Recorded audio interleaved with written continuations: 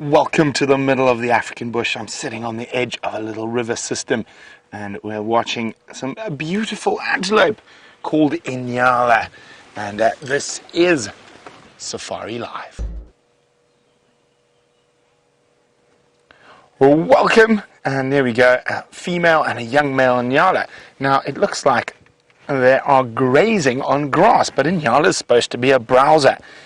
Now, if we look actually quite carefully, they actually are snipping a bit of grass as well, but I will show you what they're mostly after when we move away from them. And they do eat a little bit of grass, but if they have a choice, they will go for leaves. And of course, we've been going through an incredibly dry period, but there is a bit of green from the rain, and the animals are taking advantage of that. But my name is Brent Smith. I have a dangerous Dave the Dish on camera. He still wants me to call him Downpour. I will not do it.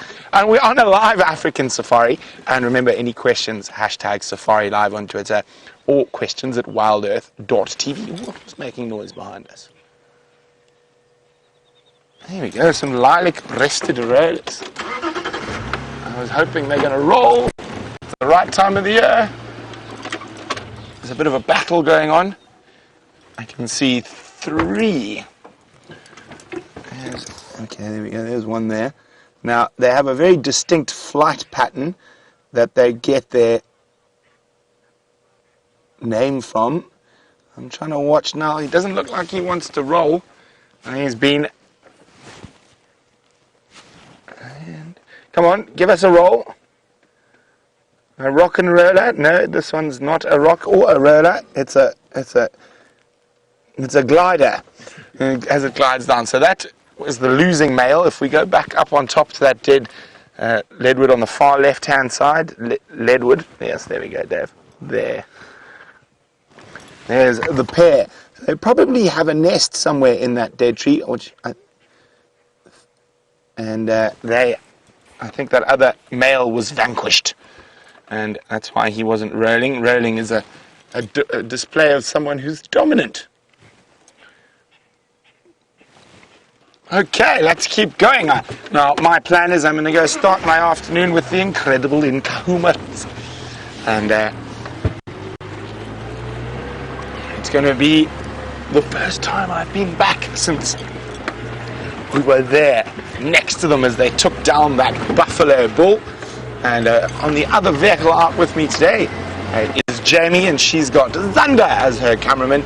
And I know Herbie's out tracking, trying to find some leopards.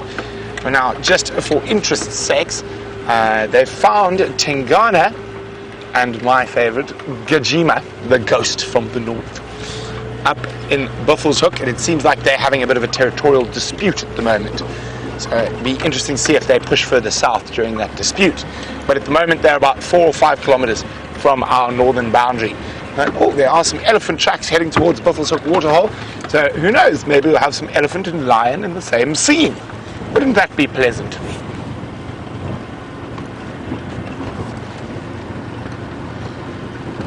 So while I see what's happening at the Buffelshoek waterhole and at the Nkuhuma kill site, let's go see what Jamie's up to.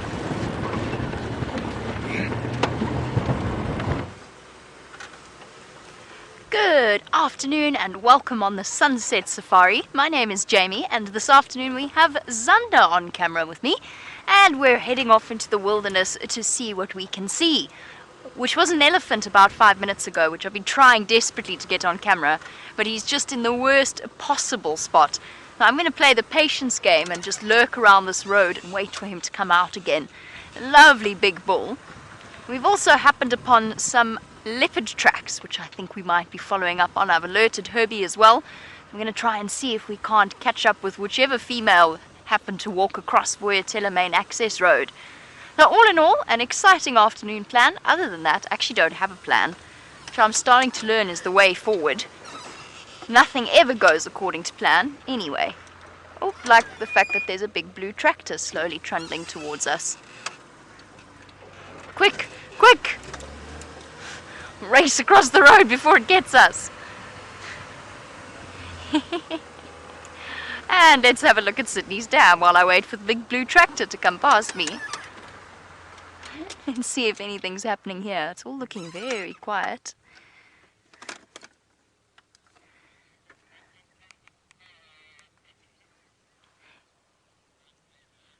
What is... It's under that tree over there, Eggsy, the dead tree at the back. Up a bit, and there in the middle of your screen. What's there? It's a log, isn't it? A light-coloured log. Could have been something lying in the shade, but it's not, unfortunately. So we'll start off on a good note with a log-like cheetah. Sorry, everybody. Herbie's trying to contact me. I did call him in for those leopard tracks. Standing by.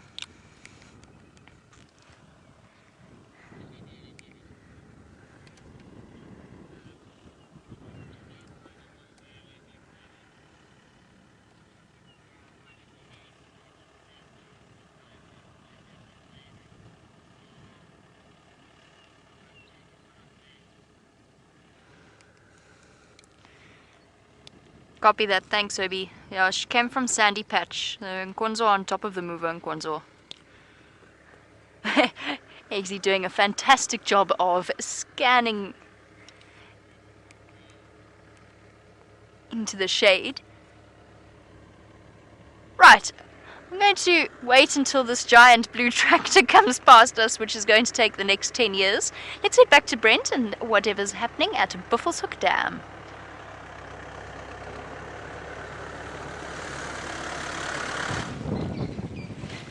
Now you can just see there's quite a bit of movement happening under the water there. Oh dear. The wind has picked up now. We could actually see them under the water till the wind picked up. Let's see if one pops its head out. There you go. So there's a whole bunch of serrated hinged terrapins that are most happy. There we go. You can just see the back of one shell. But there is water now, and they're very actively feeding through the shallows here. Well, there we go. He's crossing over a little mudbank.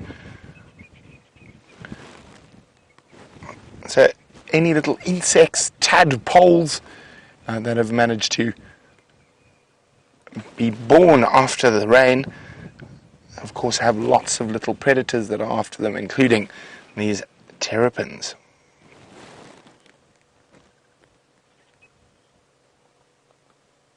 Okay, well, there we go. There's just a head popping up. Oh, see that big blink. And there we go, a lovely bit of sunlight coming through. You can get nice detail on him now.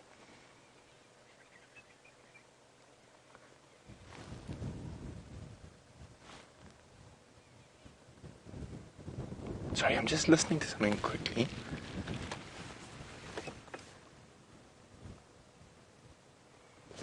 Ha! I thought it might be the sound of a large antelope sparring, but I think it's a woodpecker that is really going at it. Yeah, well, let's go have a look. Let's head a bit further. And of course, the lion kill's not far from here. You can see the vultures still up in the tree in the distance there. There we go. So only white back so far. And I'm sure the lions are keeping them up in the trees. Well, let's go have a closer look.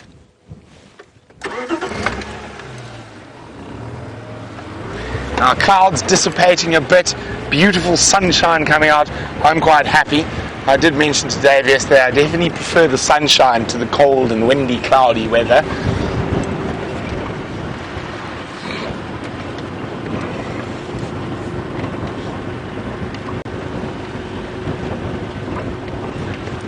That woodpecker sounded like it could be anywhere here. Just keep a lookout while we're on our way to the lions.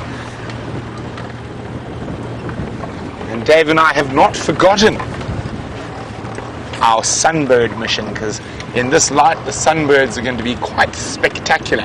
So if the lions are doing what lions do best, which is snooze, we might go look for some sunbirds as well.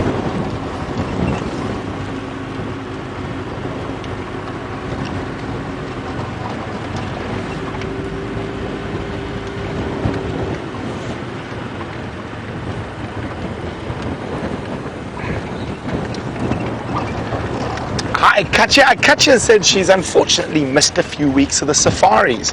And does this mean that with this little bit of rain we've had, the drought is now over? By no means, unfortunately, Katja. So it's a little break, about 30 mils, which is not that much, but we'll only know as we move deeper into the wet season. Even traditionally, this is quite early, so we will see what happens. But I think only time will tell whether the drought is truly over.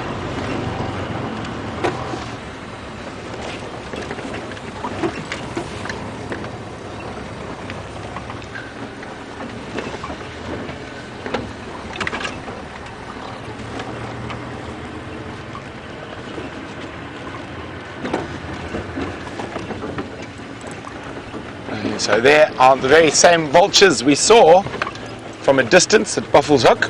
Let's see if we can get a bit closer to them. Playing the patience game.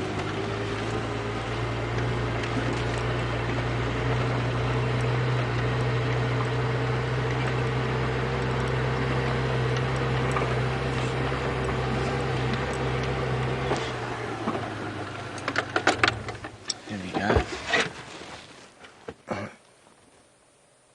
Group of white-backed vultures. You just see that little white speck through between the feathers there, and when they open their wings you can actually see it far more clearly.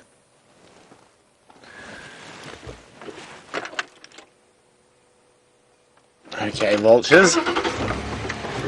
Let's go see if there's anything left for you to eat, or if the lion's been greedy guts.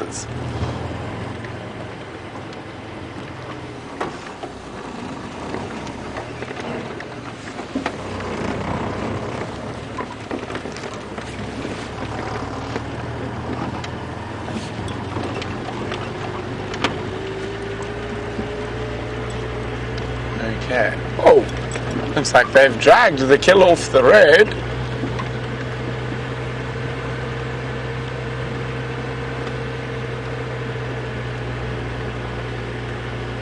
There's the buffalo carcass, and there is not much left.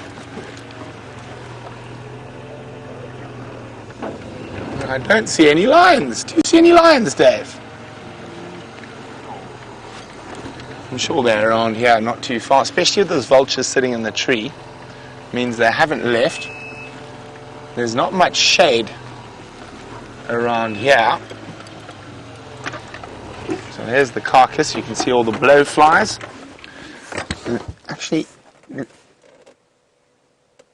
we go. You can see they're actually quite pretty. The metallic greens and blues with the red heads. And they're normally the most common fly species on a carcass.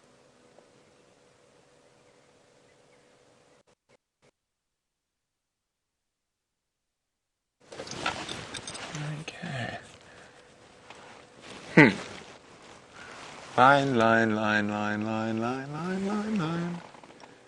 Where are you lying, lions?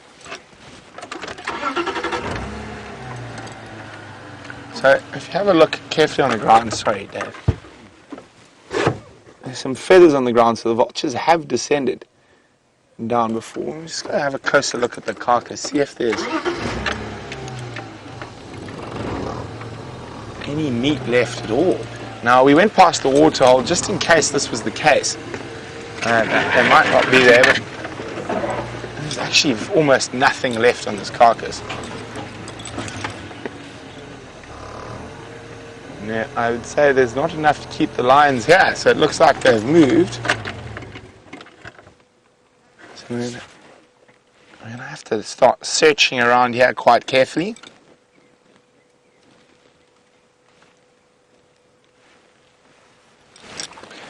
Let me look for my varkijkers.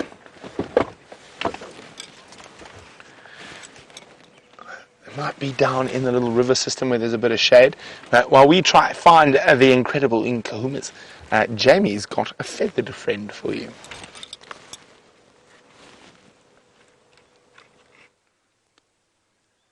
So while Brent goes off in search of those missing Nkuhumas, we have come across a nice one for all you birders out there. And for our new viewers, just a quick message. What we always encourage our viewers to do is actually keep a bird list. And you can make the rules up yourself if you want to only put birds on the list that you've seen, or if you've heard their call, or that you can recognize. It's up to you. And some of our viewers have bird lists over easily 200. So here's, for our new viewers, the first one to add to your list, or perhaps the second after the lilac-breasted roller, an amazing view of a red-crested Korhaan. And what's awesome about these particular birds is that they should be going into their breeding season relatively soon, which means we might even get a chance to see their spectacular mating displays, where the male flies up into the air and then closes his wings and comes tumbling out of the sky. Now, believe it or not, hidden beneath his rather bluish head is the red crest where the name comes from. Now, I'm not sure if any of our viewers have actually seen the red crest displayed. I know I haven't got it on camera before. It's actually quite rare to see because they're relatively shy birds. Although this one is playing ball very, very nicely. Aren't they beautiful? Can clearly see which parts of them are designed for camouflage versus display. Obviously, if this bird feels threatened and it's trying to hide, it's going to tuck that black that is under its legs and under its belly. It's going to tuck its legs underneath and hide that black and become almost indistinguishable from the ground unless it moves. So it hides all of the colorful parts of its body. Relative of the Kori bustard, which we could get here. I haven't seen one yet. But a Kori bustard is the heaviest flying bird in the world. Oh, look at him. Look at him turning his head to the side to get a better angle on whatever it is it's looking for in terms of food. Glancing with one eye and then the next. Such peculiar looking birds with those long necks and very strange long legs.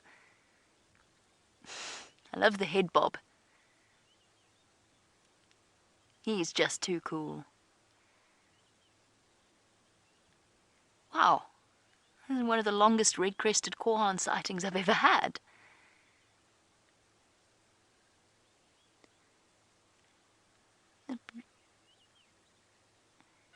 Isn't he amazing? Well done, Eggsy. I have no idea where it is. Oh, there it is. I didn't know where it was in real life for a second there. I'm stalking through. This is one of the longest Korhaan sightings I've had, and it gives us a really nice opportunity to examine the whole body of the bird, from those long, weirdly jointed legs to the long neck and that powerful beak that he's using, probably to collect things like termites. At this time of day, you might find some in some elephant dung or something similar to what our hornbills do. Oh good, we've gone from a blue tractor to 2 large construction trucks. I am so happy. I'm sorry, I'm going to have to move off the road.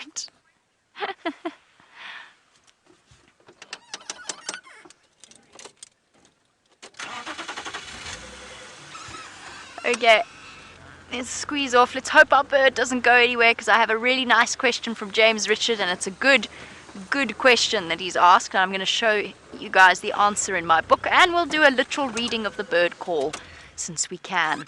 But let's just have a closer look at him. So James Richards wants to know what are the core... Oh my goodness. Rusty's rolling now into the trucks. That's fantastic. Thank you, Rusty. Rusty's my vehicle, by the way. Hello. Bye-bye. Window fitters. Right, anyway, moving on. So James Richards' question is a very good one, and I actually got my book out in preparation to talk about this to start with. Now, he wants to know what the distinguishing features are between a Korhaan and a bustard. Now, the Korhaans are, of course, basically part of the bustard family. They're just relatively small. So they're slightly smaller, which is where the black or the southern black Korhaan, which we get in Cape Town, the northern black Korhaan, which is more towards the sort of the Kalahari area, and then our red-crested Korhaan are all quite small birds. But it's a very, very narrow distinction. So James Richard, there isn't really one, because there's also something called a buff-crested bustard, which is exactly the same size as our little ones here. So it's it's a distinction that, there isn't really a major distinction, but the Korhaans are smaller.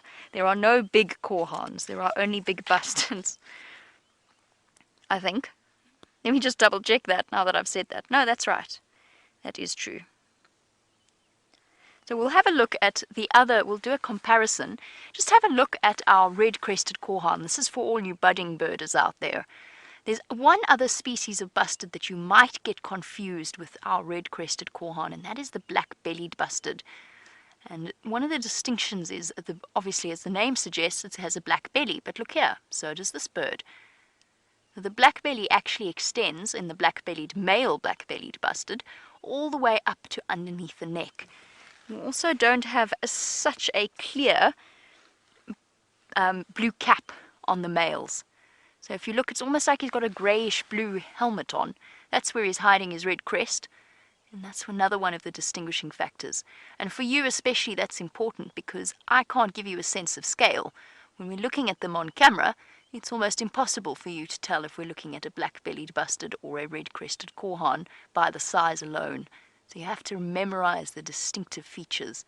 So our red-crested Korhaan's got that beautiful white and black patch on the front of its chest. And it's got more in the way of white on the back as well. I'll show you in a moment in my book, but I'm reluctant for us to tear our eyes away from this particular bird anytime soon, because I think this is one of the best sightings we've had of one. And it just looks so spectacular in this afternoon light. I've also got a very loud whistling call. Head bobbing. Hello. Yes, we're still here. Thank you for not flying away. If you would be so kind as to give us your display next, that would be wonderful. Unfortunately, I think we'd need another male red-crested Korhaan, or perhaps a lady, for him to impress before he's going to show us his red crest. They seem to be quite shy about it. I've only ever seen it twice, actually, come to think of it, in my entire life. And I'm interested to hear from all of you, our regular viewers who've been watching for longer periods of time, if you've ever had a chance to see a red-crested Korhaan's crest on camera. I haven't. And I'm wondering whether some of the other guides might not have been able to show you it.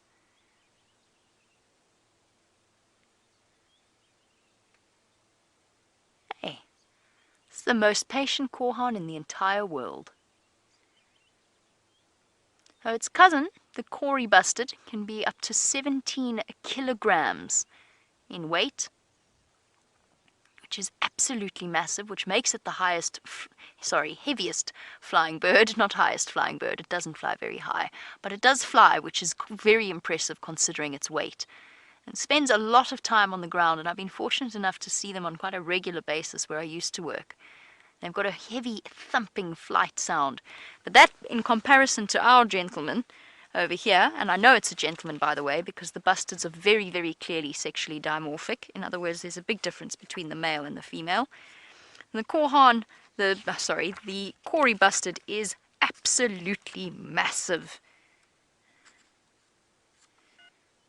And by massive, I mean standing up to nearly 1.5 meters in height.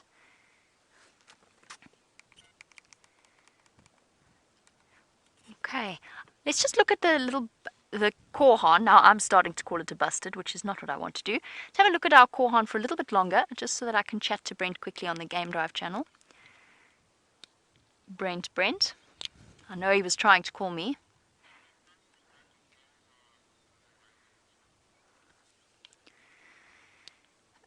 There's a mud wallow a little bit to the east along the fire break. They might have been around there. I wasn't with them right until the end of the drive.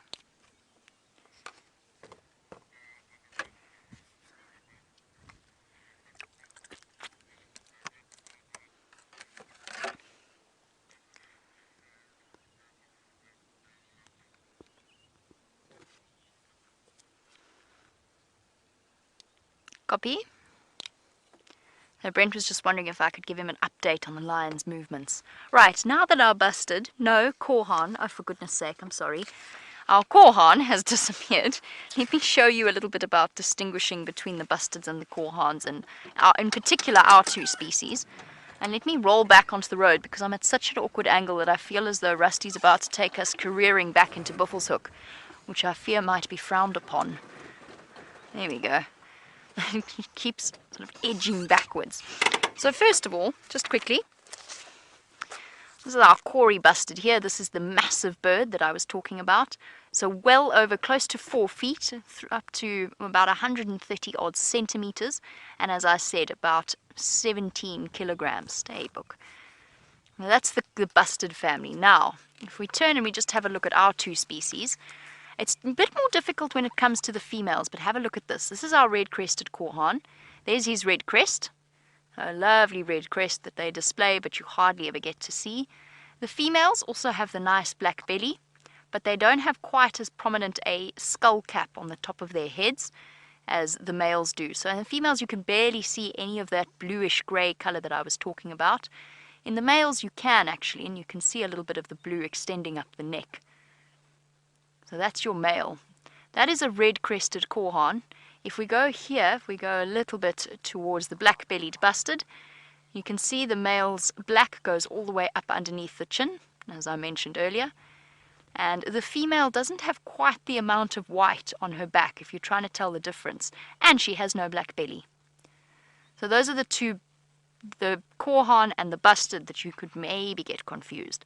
Right, I promised a literal reading of their calls, because it's the most hilarious thing. It's basically bird calls as written by ornithologists, and some of them are hilarious.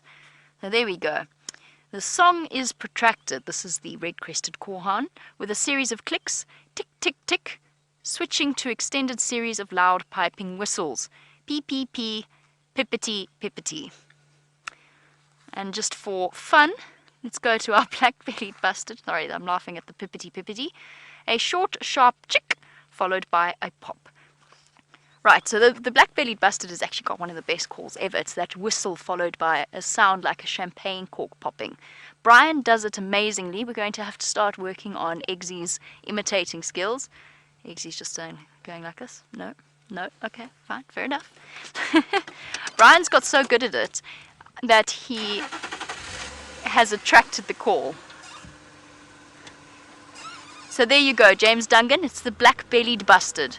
The red-crested Korhaan, if I had to describe it, and I don't think I would have described it as a pippity, pippity, pip, pip, pip, or whatever it was, I would probably describe it as a series of ascending whistles. But that wasn't very good, but it's something similar. And then the black-bellied bustard is the one that does the and then a pop sound, but I can't do it properly. Pop! Brian does it with his cheek. No, I can't do it. Never been able to do that. And there we go, a nice bird sighting to start off our afternoon. I'm going to get the red-crested Korhaan's display on camera at some point, so just be ready. Be ready with your screenshots, because it happens very fast.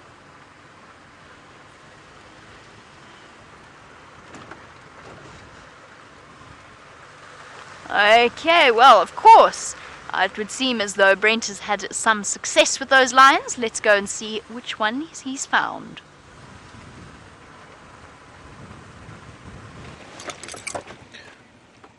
Well, not that much success. And we've got one male here. Now the tracks of the rest of the pride keep heading east, so they've definitely abandoned that carcass. And there's nothing left for the vultures to pick on either. And he is looking quite fat and happy. Oh, I don't think the others are going to be too far away.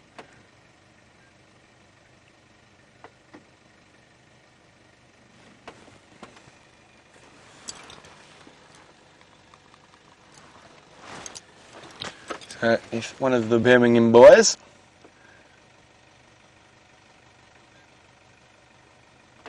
obviously not being successful in entertaining the young Nkuhuma. It seems like the boy with the hole in his face is doing that. You can see those massive canines.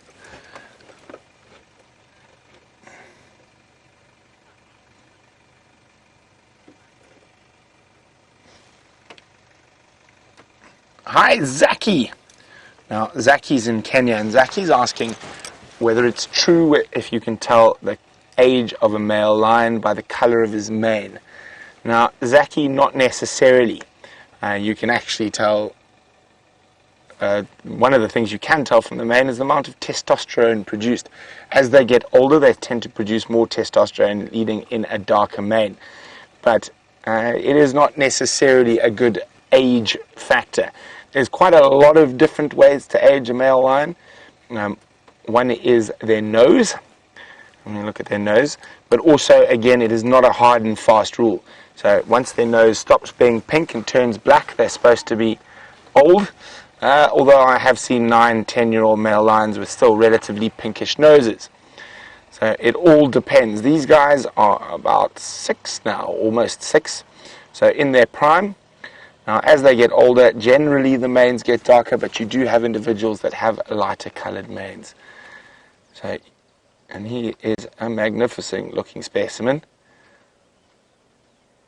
Male lions are often full of cuts, scratches, holes, bite marks, limps, and other injuries. It's tough at the top when you're a male lion, and a lot of those injuries are actually caused by infighting amongst his coalition members. So he's part of a coalition of 4 adult male lions that we know hold domain over 3 different prides at the moment. The Nkuhuma pride, the Styx pride, and the Torchwood pride. Hello, big boy.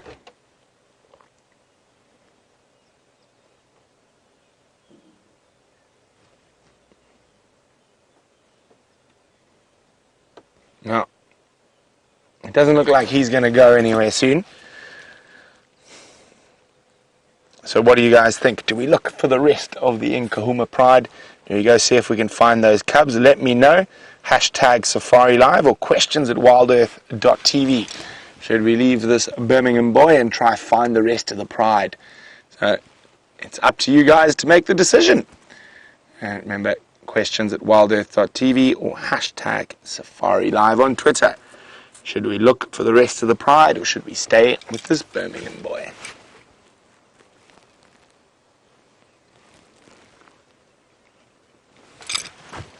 So while we wait to hear what your decision is, Jamie has got a striped donkey.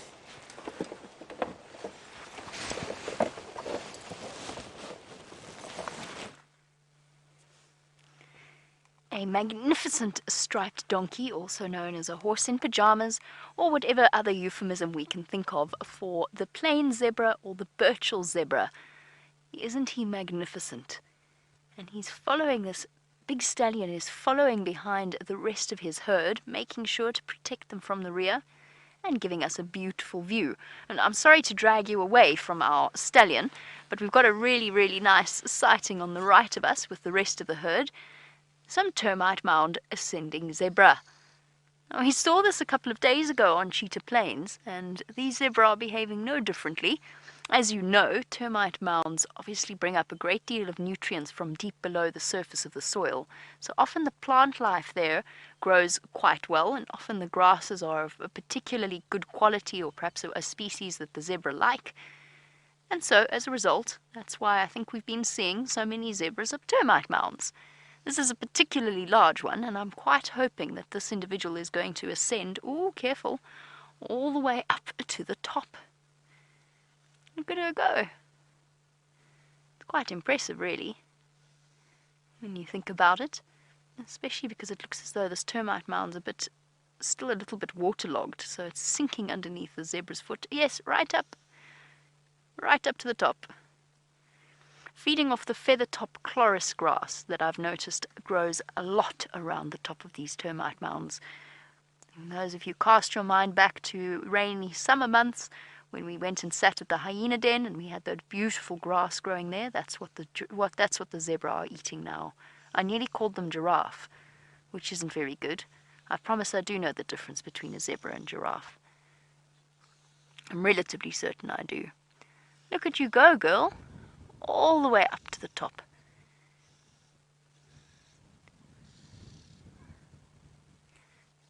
Most impressive.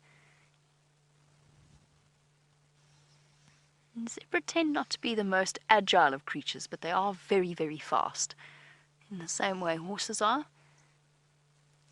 And they are very round-bellied, just like their horses, in that they have a digestive system that produces a considerable amount of gas, essentially, from the bacteria breaking down the plant material that they eat.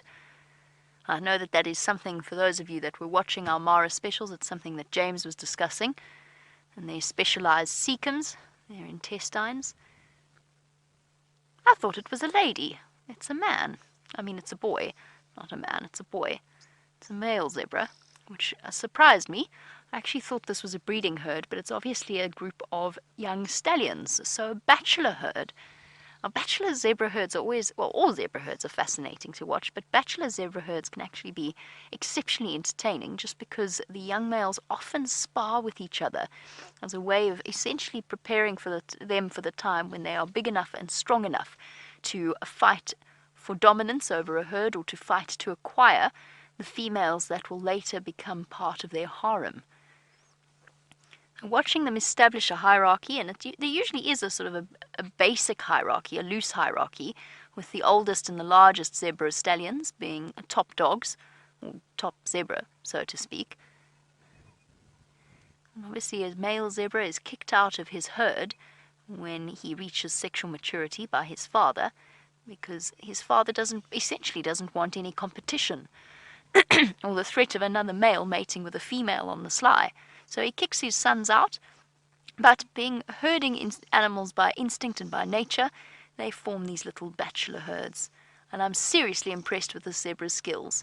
Look at that awkward position that it's in.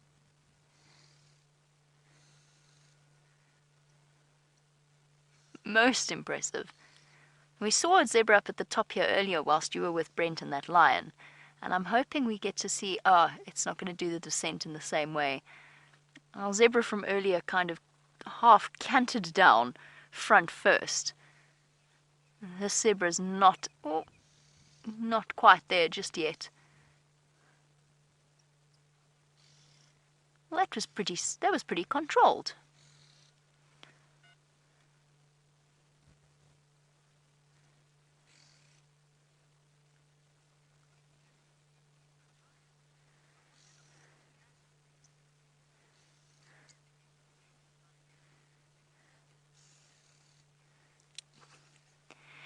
Kimberline, speaking of our zebra and their digestive processes and the realities thereof. Oh, bye-bye. It was such a perfect view for the conversation we were about to have. So Kimberline was thinking perhaps the digestive gases might also be a useful defense mechanism for a zebra being chased by something like a lion. Perhaps a burst, I assume where you're going with that, is a burst of gas might deter or surprise the chasing lion. Unfortunately, I don't think that works in the zebra's favor. As we've seen with lions, they aren't particularly deterred by the smells that perhaps you or I might find offensive. And whilst the noise might come as a little bit of a surprise the first time it happened to the lion, I think they would very rapidly learn that it just means that the zebra's frightened and running away and it doesn't hurt them in any way, shape or form. I like it though, it's an interesting point. Racing zebra, perhaps releasing their gas in order to terrify their predators. What do you think, mister? I have to tell you that zebra, when they are trotting away from something, if they've all decided to go running off, I've also seen a zebra, speaking of them using it as a defense mechanism, I've seen a zebra frighten itself and then continue to frighten itself with the velocity with which the gases were escaping it.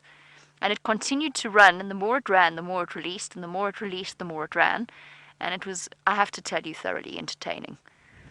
A zebra being scared by its own digestive gases. It doesn't matter how old you are, that's always going to be funny. If you see it, I promise you, it's always going to be funny. Look at him with his ears back. He's thoroughly unimpressed by my story. Not befitting of his dignity. They are magnificently photogenic animals, despite all of that. This is a big stallion. You can see it, he's really solid and well built. He's got quite a thick neck. And I know it's impossible for you to get a good sense of scale, but this is pretty much as big as a plain zebra stallion will get. He's very, very solid.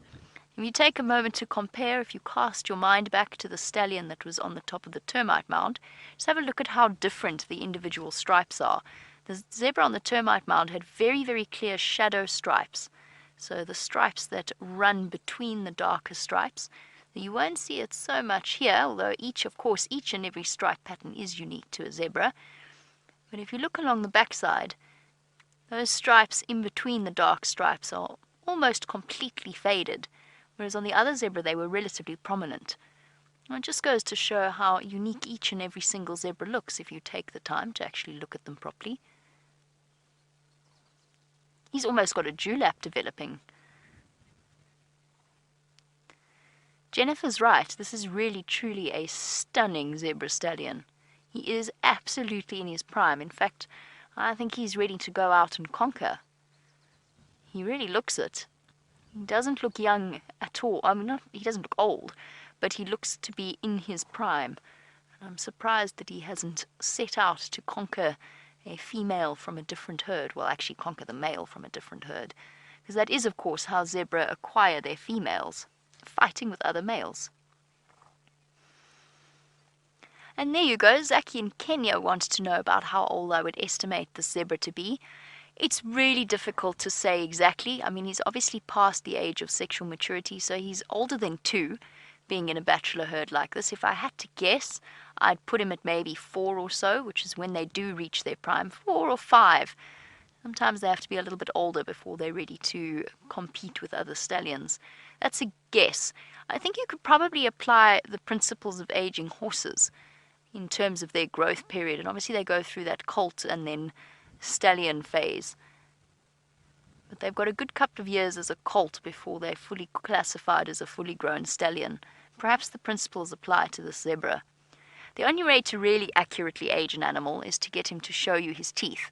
And I have to be honest, that's not something you want a zebra to do. I promise. I promise it really isn't. It's one of the most uncomfortable sensations in the world, especially when they sneak up behind you and bite you on the shoulder. Which is not what wild zebra do, obviously. Although I did have one interesting experience when a zebra chased my dog, and my dog ran to me, and then the zebra was chasing me. They can be surprisingly scary when they want to be, and they've got very solid incisors. They're also more than capable of kicking very powerfully, just like a horse. And it's one of the reasons why they have never been domesticated. They just don't domesticate. They're recalcitrant, obtuse. Look, he's giving us a show of his teeth. Come on, do one more time. And generally just thoroughly badly tempered. Bad-tempered. There you go, see? I think he's deeply insulted.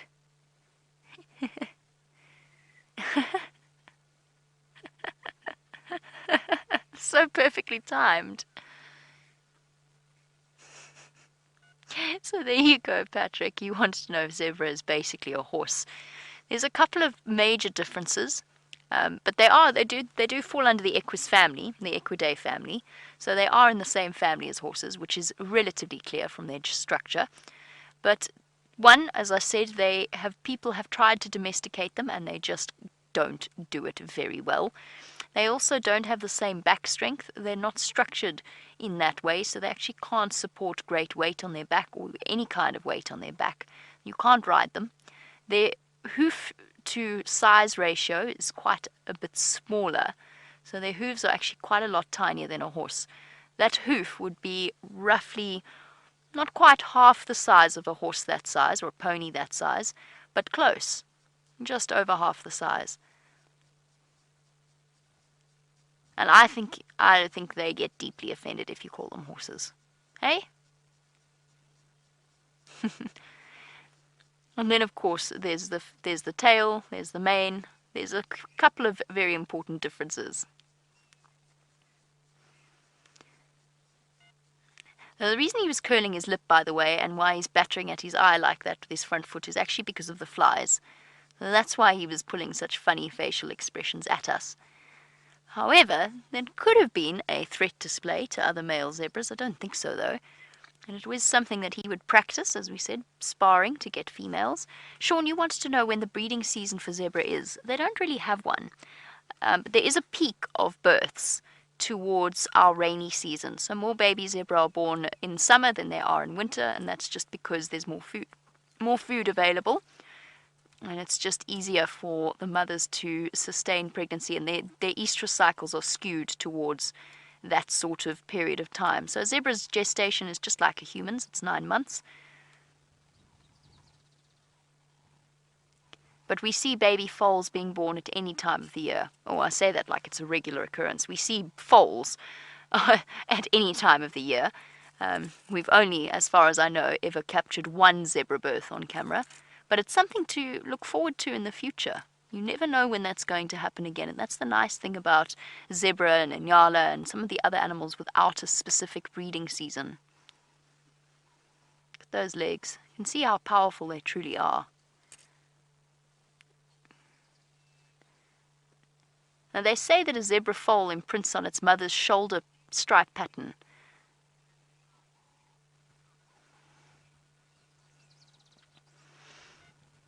Ginny wants to know if I could estimate roughly how tall this zebra is at the shoulder in hands or just in general. Ginny, I could actually do better than that, probably. I could probably go and stand where he is, but it depends on whether or not he wants to move, and he doesn't seem to want to move right now. So hands, I'm not so good with hands anymore. If I had to, I would say about 14. What's the dividing line between a pony and a horse? I would say he's pony rather than horse. So what's that, 14.2 or somewhere around there, hands. 14.3. So I would say he would be around there, 14.2, 14.3 hands. In meters, which is slightly easier to work with, or in feet, for those of you in America. If I went and stood up against him, I'm 5'7". He would probably come up to my chest, which would put him at about, I would say, 1.5 meters in terms of height. Maybe, 1.5 meters at his shoulder. He's a big boy. I mean, he must weigh a good couple of 100 kilograms. Shame, the flies are bugging him. You need to go find a buddy, man, so that he can swish your tail at your face. So what I mean by that is zebra often stand bottom to face, so back to front, if you know what I mean. I don't think I described that very well. But basically with one facing one direction and one facing the other, right next to each other. And they do that so that, well, first of all, they can watch each other's backs, and second of all, the swishing tail will also help to keep flies away from their face, as well as the rest of the other zebra's body.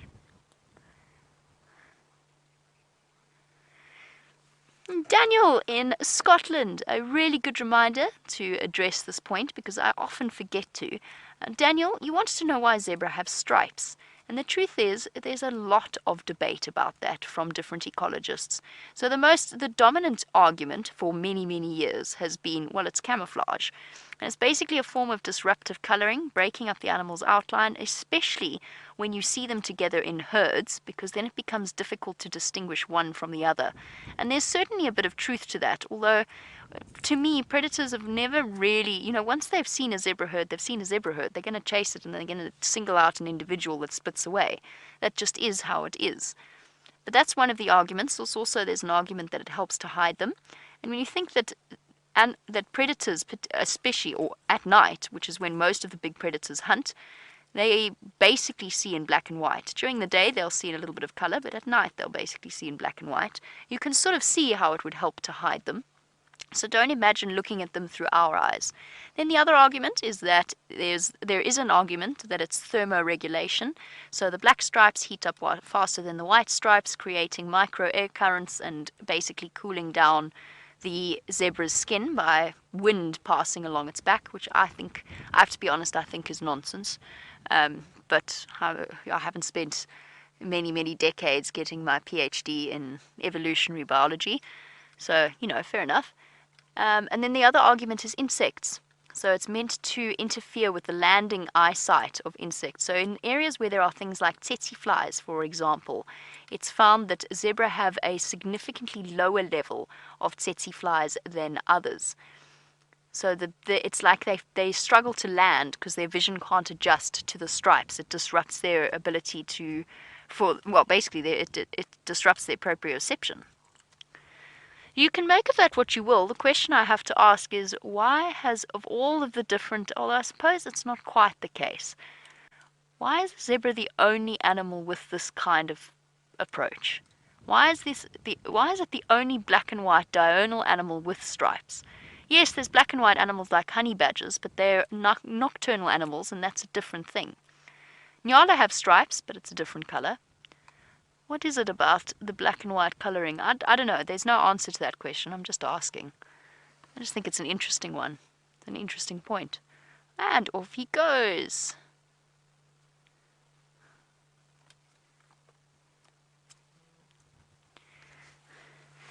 Now, the one thing it doesn't do in terms of stripes is stop ticks from settling on it. That's an answer to Wicked Ange's question about whether or not zebras have ticks. They do have ticks, and they also sometimes have oxpeckers. When we started in this sighting, he did actually have an oxpecker on him, but he got a little bit grumpy with it and chased it off while we were watching the zebra on the termite mound. So Wicked Anne, yes, zebra do get ticks, and they will let oxpeckers sit on them. And in fact, if we look closely, I say that now that he's moved off behind a branch. Let's try and reposition so we can see underneath his armpit, because that's one of the big places where you might see it. He's going to be obtuse now. See, I told you they were obtuse. Although he's been very obliging right up until recently, right up until now. Let's have a look and see if we can't spot any ticks, although I'm sure that wasn't necessarily what you wanted to see. It also gives us a nice view, since he's presented us so beautifully with his backside, just to have a look at the thin black stripes. In fact, he's barely got a thin black stripe between the cheeks of his bottom. Now, that is what tells us it's a male. The females have a thicker black stripe. Let's have a look under his armpit there, see if there's any ticks. They're quite good at scratching them. Yes, he's got some there. In the folds of his skin, under his front legs or between his front legs, you might see the odd bulbous tick sticking out.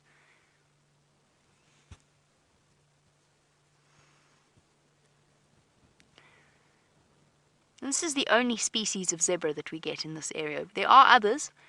Mountain zebra, which is one of the endangered species of zebra, far more endangered than our plain zebra, and definitely a species I'd be interested in spending a bit more time with. Very, very similar, just a slight dewlap on the Cape Mountain zebra, whereas our Birchall's or our plain zebra doesn't have it.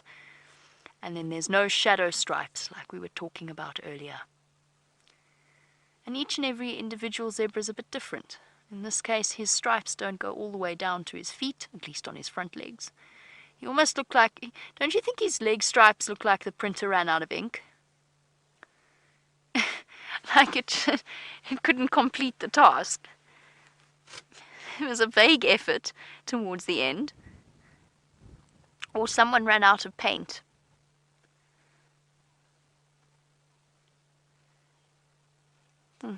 Been such a tolerant zebra. He's given us an amazing sighting.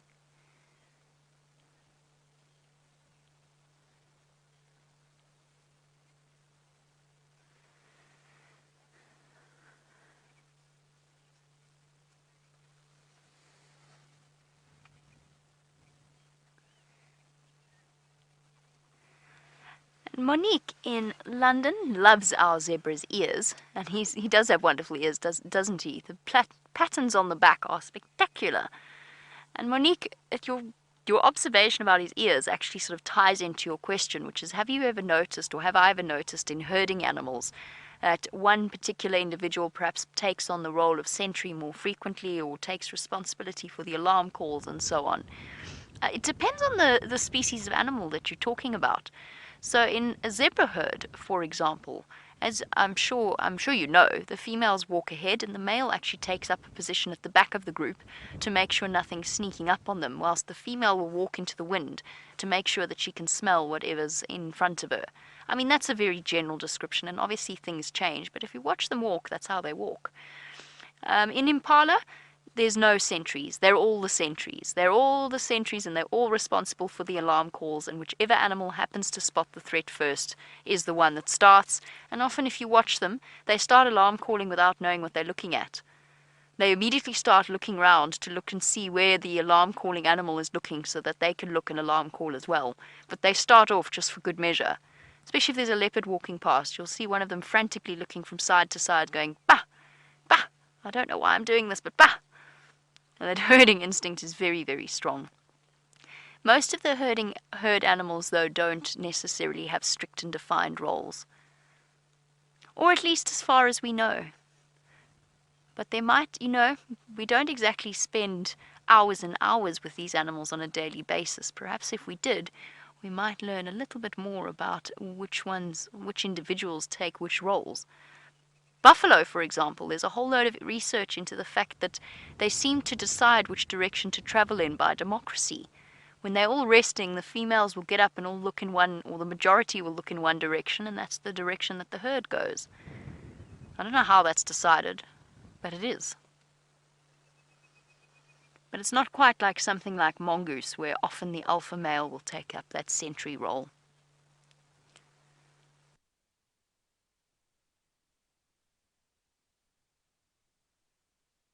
Oh look, there's another one coming round the right of the termite mound. These zebra have been very, very obliging. This is really close to where we saw the herd with the pregnant female that I mentioned, or that we saw. Oh, bye-bye. It's because I drew attention to you, wasn't it? I'm about to walk off the road. Remember, if we cast our minds back a couple of weeks, we saw a pregnant female zebra that looked as though if somebody poked her very gently, she'd pop. She was so pregnant. And it made me wonder whether or not these zebra might be part or following along behind that herd. But I haven't seen any sign of her, and I haven't seen a brand new foal. This one's printer also ran out of ink.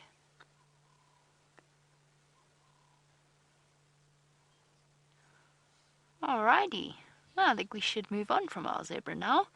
Although they're still quite nicely visible. Let's try and reposition so we've got a little bit of a better view of the one on the termite mound. Don't really want to scare them off since they have been so obliging.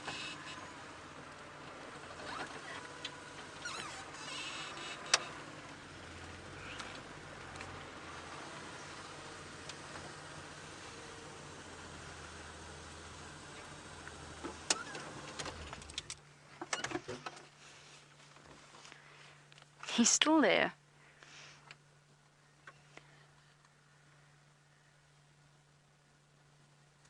Whoops! Panic!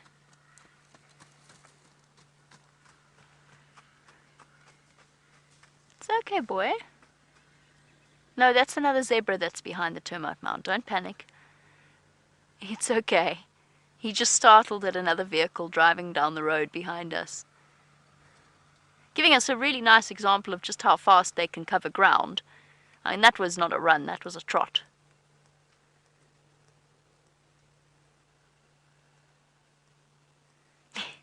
Nothing happened, don't mind me, all is fine.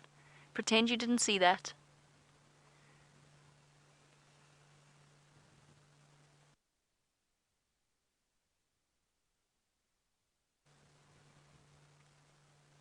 Beautiful.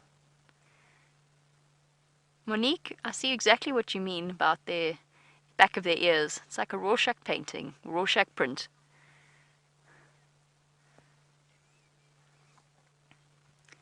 Robin, we spoke about the males and the fact that they had a bachelor herd earlier. You wanted to know, do the females stay with their herds or do they leave?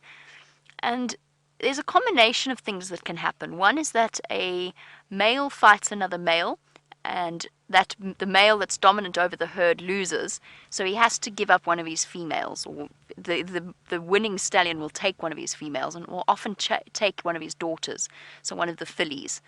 Or often he'll abandon his least favorite mare, because they do have favorites. They kind of have a hierarchy of favorites. And then also fillies disperse on their own. Now, because they have such a strict hierarchy, initially the foal, when she's born, she'll take on the hierarchy of her mother, so her mother will keep her safe. But once she does reach sexual maturity, then she kind of gets boosted down the ranks a little bit and sent to the bottom of the pile, so to speak. And she'll often disperse on her own. But most of the time it's because she's been won by another male. So they don't stay with their herds for the rest of their life, which makes total sense because obviously as soon as they reach sexual maturity, nature does its best to avoid inbreeding. So by her staying in the herd, there's a possibility of her father then breeding or mating with her, which is something that nature does its best to avoid. Hello? Sorry to interrupt you. I'm having the James Hendry effect on all the zebra, all the animals. So I was wrong about it being a purely stallion group. There's also females here as well. This is a female. So perhaps it is his herd. Maybe it was just a young male I was looking at earlier.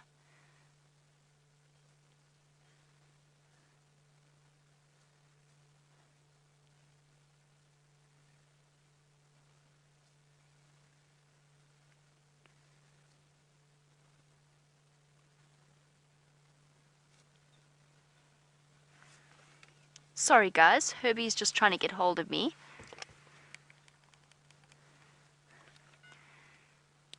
Standing by, Herbert.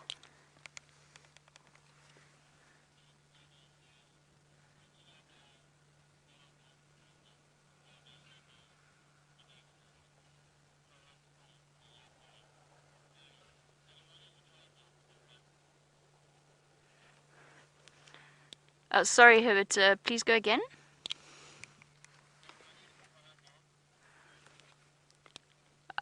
Negative. With some mango now.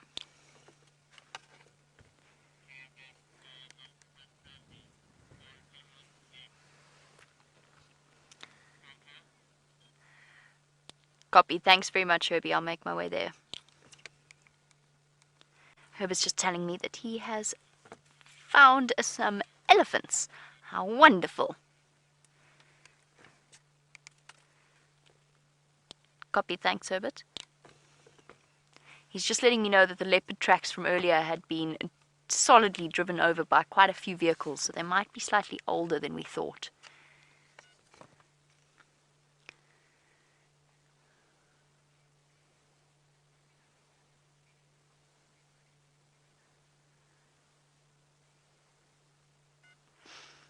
Now, James Bear was wondering if there's been a reclassification of zebras into new families recently, and I don't know. James, I'm not 100% sure. If there has been, then that's something that I've missed or it's passed me by. I know that the Birchells, I grew up knowing the plain zebra as the Birchall zebra, and they have been renamed. I'm not quite sure what prompted that particular renaming. Perhaps it was they were just looking for more consistency throughout the African continent, so trying to sort of create, in similar ways that they've done with the bird species that they've renamed, perhaps just try and make it consistent throughout the different countries as to what we call the animals. I don't know anything more than that apart from the renaming of the Birchall zebra, and I still call them Birchall zebra, and I struggle with trying to remember. But James, if there is something that I've missed, I would really, really like to hear about it. If you find any information of it, or if there's anything specifically that you were thinking of, I'd be very interested to hear. It would also be very interesting to, I don't know, do a little bit of similar to what they did with the giraffe in terms of DNA testing to find out just how related the zebra species are to each other. Because of course recent research has determined that the extinct quagga, spelled Quagga, I think. I don't think it has a U in it. The extinct quagga, which people always thought was a strange species of zebra or a zebra mixed with a horse, because it had a stripy front forequarters and a brown back quarter, has only recently been discovered through DNA testing to have been a subspecies of the plain zebra that we're looking at now. There was just some kind of geographical isolation. Perhaps that's something that you might be referring to, James. there was, up until very recently, it was just thought they were a different species that human beings had made extinct, which we did. We killed off the last quagga. But it was just a population that got isolated in some way. Obviously, some of the individuals, like we saw with the zebra that didn't have stripes all the way down the legs, sometimes you do see zebra with not many stripes on their back ends, and that obviously bred through in the population and changed the way they look. There's a breeding project in the Western Cape that's trying to recreate the quagga, which I find fascinating. They've managed to get rid of the stripes. Now they're just trying to get or at least on the back, now they're just trying to get the brownish look to it. I'm not quite sure. I mean, it's now artificially created. Is it really recreating the quagga? Maybe.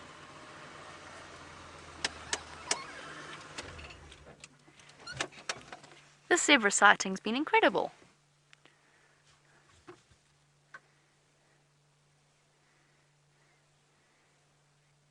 Oh, many questions have been asked about the zebra, and not all of them have answered. Oh, have answers. I'm going to head across to that elephant herd that Herbert called me into. Let's go back to Brent and see if he's had any success with his lion search.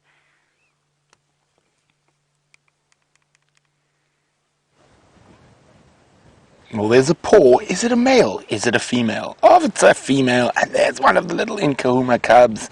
Yes, our tracking was successful. From the last tracks, from where we saw that male, they're probably about 200-300 meters. Now, there's the other male and the youngest lioness in the bush behind us, but I thought we would start with the wonderful little cubs. Now, there's only one cub visible. The rest are in the bush down there towards the drainage line, all having a snooze, but 3 adult females are here, and from what I can see, at least 2 of them are the lactating females. Well, one's definitely. So, yay, success.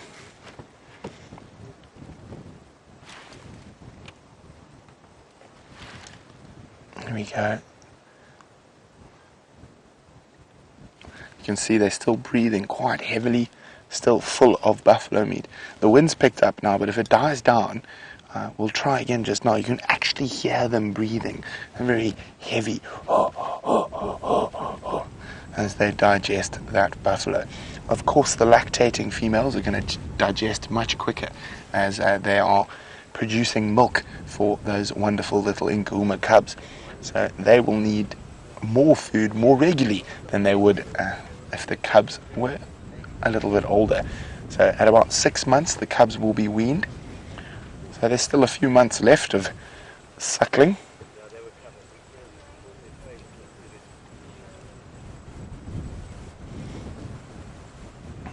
Now it's difficult to see whether he's sleeping or drinking, but he is drinking, but quite contentedly with the eyes closed, and probably quite enjoying the fact that none of the cousins or siblings are there to compete.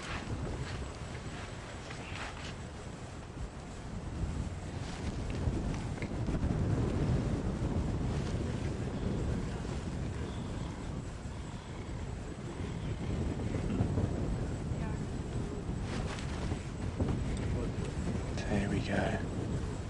Well, lions doing what they do best. Now they might head down towards the Buffalo's Hook waterhole for a drink a little bit later.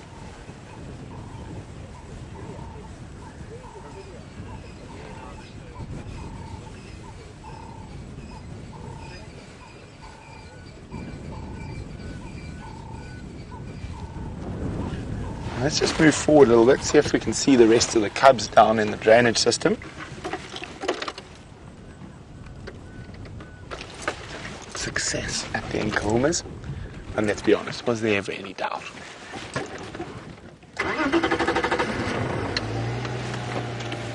Just going to see if we can see where the other cubs are.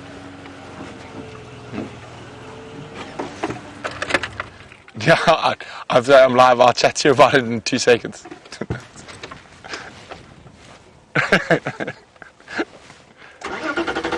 Sorry, just saying hello to one of our neighbours from Buffalo's Hook. Hello, lions. It looks like it's not one of the lactating females. It's the amber-eyed lioness on the right. Let's just go see. So that probably means that the other lactating females with the rest of the cubs And oh, is that little one going to lead us? Or is it going to go irritate Auntie Amber? No, you're not going to get much luck there, little one. You might get a smack.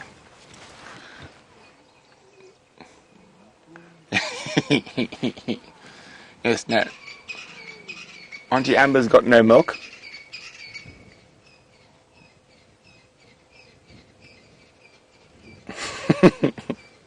Yes, you might find a bit more success there. There we go. So, I think that from what I could hear earlier, I think the rest of the cubs are not far away. Just down here somewhere. So we're going to have a quick look. And then also there's that mating pair not far away as well. So I think we're going to have to put a bit of a handbrake on our sunbird search while we search for Nkuhuma cubs. They could be anywhere around here.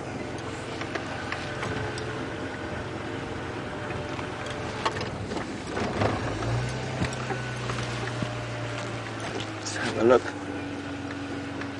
Now they could have also gone with the other lioness down towards the water, but it doesn't look like it. No tracks here. Okay, doesn't look like they're down here. Let's double check.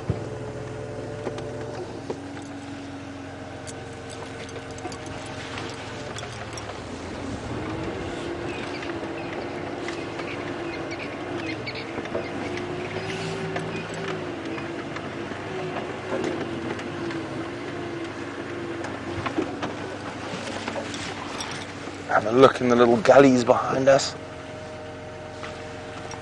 Unfortunately not. I'm sure they're not far off.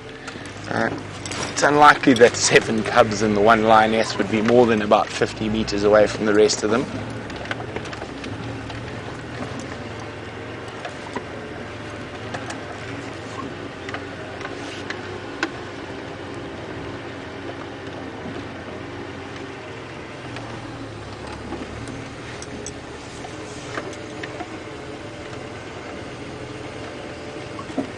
I think if we spend our afternoon around here, the chances are the other cubs will make an appearance, but there are quite a few vehicles who need to come here to have a look, so we'll stay for a little bit longer, then maybe head off towards the mating pair and then give other people a chance. I think they might be just down there, Dave. Down in there, and there's a nice bit of shade back there, so that's where I think the rest of the pride is.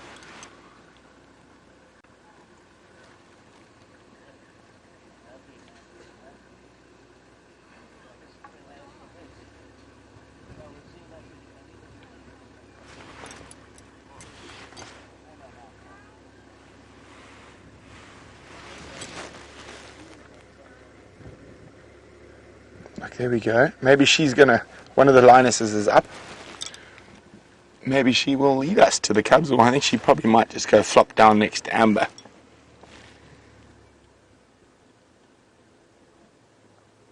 Or she's going to urinate on Amber's foot.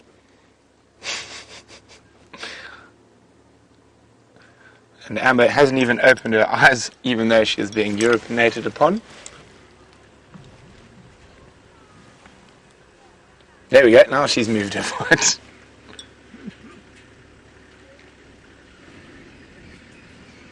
Oof, oof.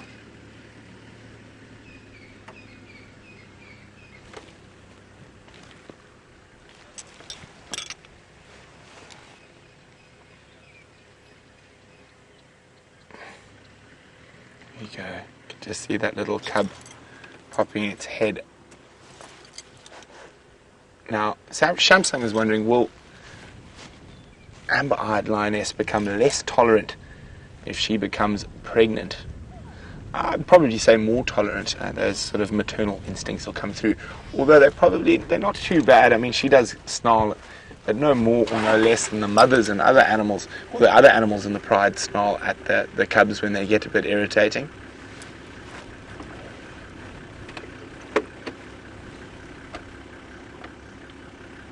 The little one just popping his head over. Copy, no problem.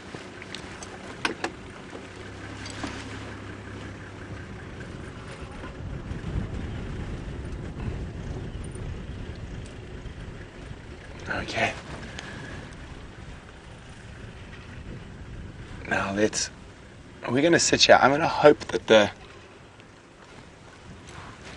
rest of the cubs come out of the drainage line at some point, but Jamie has got a lanky beast to show you.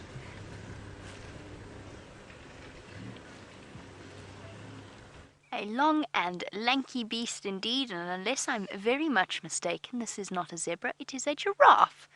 I'm pretty sure. If I think back to my guiding lessons, I'm pretty sure this is a giraffe. I'm joking. It's a big male giraffe, and interestingly enough, it is feeding off a tambuti tree, which our regular viewers will know is something that is incredibly toxic to human beings. Just a teaspoon of the latex from a tambuti tree can kill a full-grown man. If you burn and cook on the wood, the smoke will make you nauseous, and possibly for younger and sort of more fragile members of the human population can actually be fatal just on its own, just a smoke inhalation. Cooking meat on it will give serious digestive complaints, but for a giraffe, it is absolutely no problem. More than happy to tuck into a little bit of fresh green tambuti. And while he goes about his lunch, he's also got a cohort of birds sitting on his back that are going about gathering theirs. Although, just as I said that, he swished and they all moved about. There we go. Well done, Eggsy. A red-billed oxpecker, talking about ticks on zebra and the fact that they let oxpeckers sit on them. Look at how cool this is. We've got such an amazing view of how it combs through the fur, looking for ticks. Is it going to go for that weak patch? Nope, it's not going to go for that little patch of skin. Oh, bye. He's got a scar there.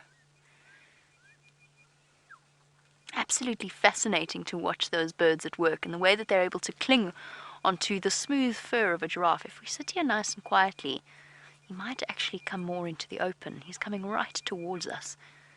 Perfect, thank you, boy. Hiding his head to get to the tambuti leaves, but giving us a lovely view of that tongue, hard at work as it reaches in and wraps around the leaves. As I said that, he stopped and started using his lips. Oh, there we go, we've got a brief view of the tongue. That deeper purple colour. Oh, it happened so fast. Going about demolishing this tambuti tree's leaves.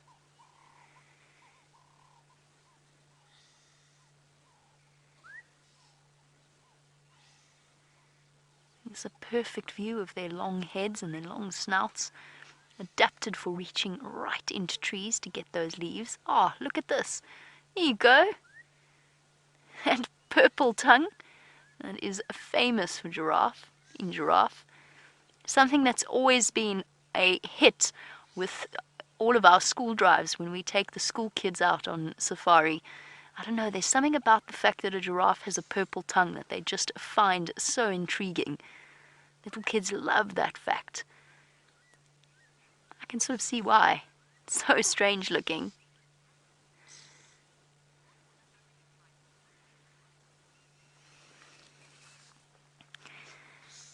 Now, the reason that I know that this is a male giraffe and not a female giraffe, just before we go into Zaki's question, is because of the ossicones on the top of his head, but also his size, but I'll get to that in a moment to answer Zaki's question. But most importantly, it is the ossicones on the top of his head, rubbed bald, thick and powerful looking. Something that separates the males from the females and makes them very distinctive. But when you look at him straight away, you'll notice that he is very, very, very tall. So there's actually quite a large size difference between the males and the females in terms of height. Zaki, you wanted to know. Now, Zaki's watching in Kenya, where, of course, you get an entirely different species of giraffe, the Maasai giraffe. He wants to know what the average height of giraffe is, and males and females. So for males, you're looking at about 5 to 6 meters. For the females, you're looking at just under that, probably about 4.5, 4.6 meters in height. So there's about half a meter difference in the average size of, at least half a meter difference of average size between the males and the females. Now, I was trying to convert that into feet. So but that's for our viewers working in the imperial system rather than the metric. So for males, it's roughly, what's that, about 15 feet, just over 15 feet, between 15 and 18 feet in height, whereas the females, it is under that. My conversion brain is not working too well, about 13, 14 feet. There is quite a considerable difference in size between the males and females. The females are also more slender. Their necks are slightly more slender. They're not as bulky as the males, which is the general tendency out here. Of course, the big exception to that being the spotted hyena, but spotted hyenas are just an exception to all the rules. They've got such a fascinating structure in the fact that the females are larger than the males. But they are the only example of that in the mammal kingdom out here. It's the only case where you'll see that. Look at him reaching his head right into this tambuti tree. The other big difference with males and females, and it's a general rule, it's not a rule, actually. It's a general guideline. Males often feed with their necks right upwards, stretching right up, whereas females will often have their heads actually held slightly lower, so not at the full reach of their necks. And generally, biologists think that that's kind of a way of reducing the competition between males and females. Sort of like, and I've made this comparison before, and it's a bizarre one, but kind of like the beaks of woodpeckers, where the beaks of the males are much firmer and more solid, which means they target slightly different parts of the tree compared to the females. And giraffe kind of do that as well. But it is a weird comparison to compare a giraffe and a woodpecker. Oh, that was a particularly tough leaf, that one. I'm really hoping when he gets tired of these branches, he actually might move even more into the open, which I think he's about to do. Closing his eyes because that stick nearly poked him, and that's where the long eyelashes come in so useful. It's okay, boy. Oh, onto that one now. Thank you very much. Look at you. So as I said, long lashed eyes to protect them from spiky twigs. Look at that. You can see how his eyes are closing protectively to stop it being poked. Now, I'm hoping he's going to give us another view of that amazing tongue. Kanad, you wanted to know how long a giraffe's tongue is. Close to, not quite, but close to 1/2 meter in length. They're roughly 40 odd centimeters. Give or take. Again, it depends on the size of the individual, the males and the females, so that's a sort of an average length. But that is exceptionally long. Now, we don't get to see all of that tongue most of the time, but it does mean when they're stretching right up, and I've seen it a few times where a giraffe is desperate for a leaf that's just out of its reach, and all of a sudden you see this long purple tongue snaking upwards to try and grab the leaf. It's highly entertaining to watch. And we don't generally, when we sit and watch them feed like this, we don't get to see the full extent of the tongue. We only see a couple of inches of it poking out every now and again. And I'm afraid my inch conversion is not very good, but what's that? It's just under 20 inches, about 17 inches in length. He's having such a ball, as are these oxpeckers. Now we've got another clear view of them. Let's just have a look at what they're up to. I love watching. I don't think I ever get bored of watching the way that they comb through that fur. It's so meticulous.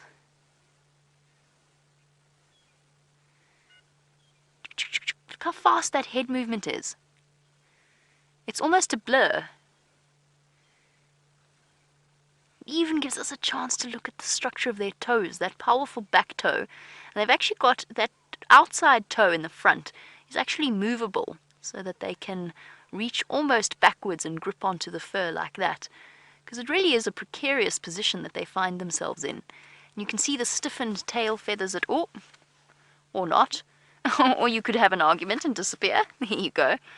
Back again. You can see the stiffened tail feathers at work, also helping to prop the bird up. And for the most part, this is an exceptionally helpful process for most of the animals. It gets rid of all of those exoparasites, the ticks, and of course they can't get all of them, but one little bird can eat about 1,000 small ticks per day. And that's a huge amount. Oh, bye.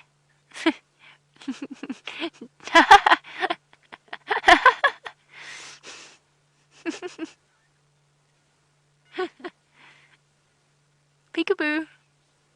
Yes, we're still here. Oh, we're moving again. I completely lost track of where I was going to go with that next sentence. I got so thoroughly entertained by the ox pickers poking above the giraffe's mane. What was I saying? Oh, yes, I remember. Helpful birds right up until the point that the animal has some kind of an injury, at which point they become more of a hindrance than a help. So because they really like ticks, it stands to reason that they will also eat matted blood, dried blood, and mucus. And so an injury is a temptation that's impossible for them to resist, and they'll sit on an animal. Look at this. This is incredible. Look, he's going to scratch. He's going to scratch himself on the branch.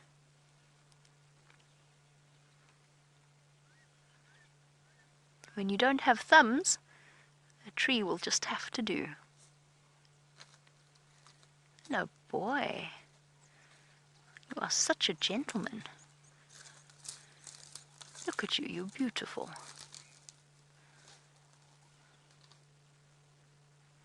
On to the buffalo thorn next.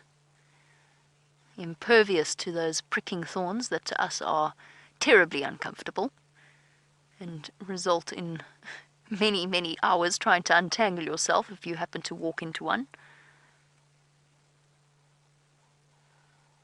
Oh, sorry, it's not a buffalo thorn, it's a young tambuti. Oh, so it's really on a tambuti mission. Speaking of thorns, because young tambutis actually have spines, but giraffe are capable of wrapping their tongue around the thorns. David in Napa! Yes, it is true that giraffes' tongues are impregnated with melanin to make them tougher. So melanin is a very, very tough pigment, and that's why their tongues are purple. It's because of the melanin, and it essentially means that their skin doesn't break as easily. So yes, 100% true.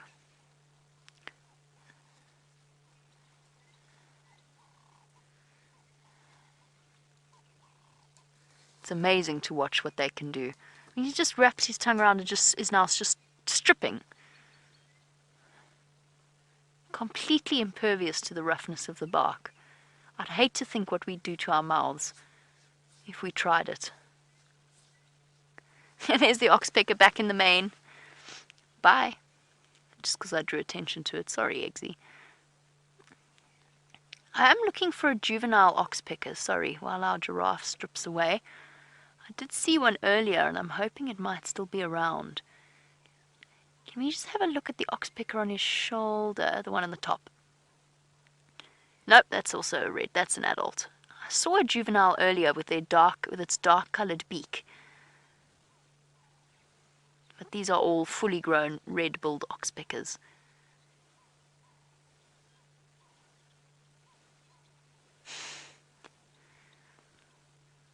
So busy at work.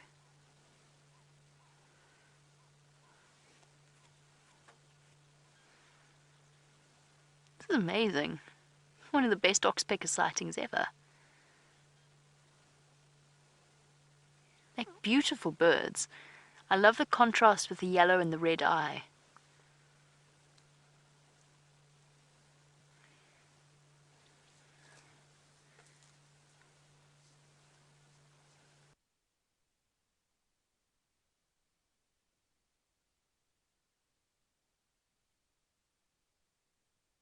Very cool.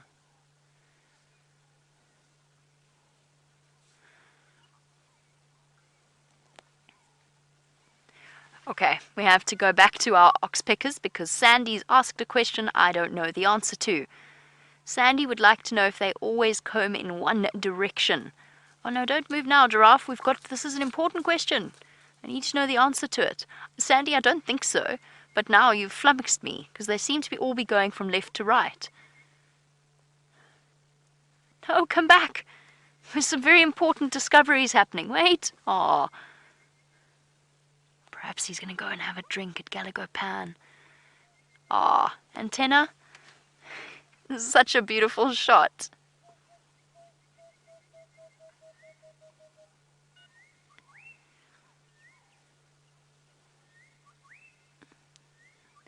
For those of you listening to bird calls, there's a southern boo-boo calling.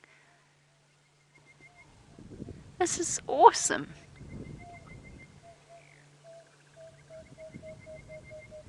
I love that casual stride. Look at how left and right sides move at the same time. Or at least both right and both left legs move at the same time. Very unusual out here. The only other animal is the camel. I'm scared he's not going to want to drink. Let's try. We won't go right up to him because he's very, very comfortable with the vehicle. Let's try. Oh, oh, oh, oh, oh. That's alright, buddy. I'm not going to sneak up, I promise. I'm just going to move in here. I don't want to get too much closer in case I make him feel too vulnerable to drink. There we go. Look at that. Oh. Well, now there's a bum of Africa for Taylor. Look at that. Watch how long he drinks for. Only ever short periods of time. He's going to go back down and drink some more. But it's always a very, very short period of time because they can't actually hold their necks down below their heart for extended periods of time. He's going to go down again. It's never longer than 30 seconds. Otherwise, they actually can run the risk of passing out. Okay, he's going to come up relatively shortly. And that's all part and parcel of their ability to pump blood all the way up that neck against gravity. Ah, how cool is that?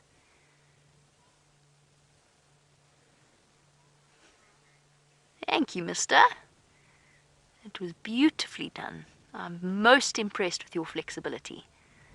But yes, with all of the valve system and the spongy tissue in the brain and so on to help to basically get blood up to the brain and keep it there for a period of time that it needs to be, and then making sure that it doesn't drain too fast. I love the way he's licking his lips, licking all the moisture off his lips.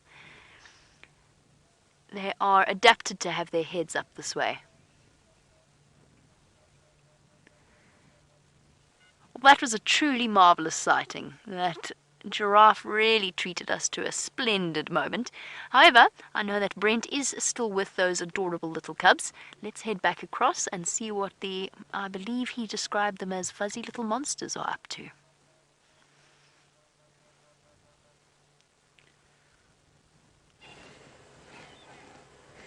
So we found 2 more cubs.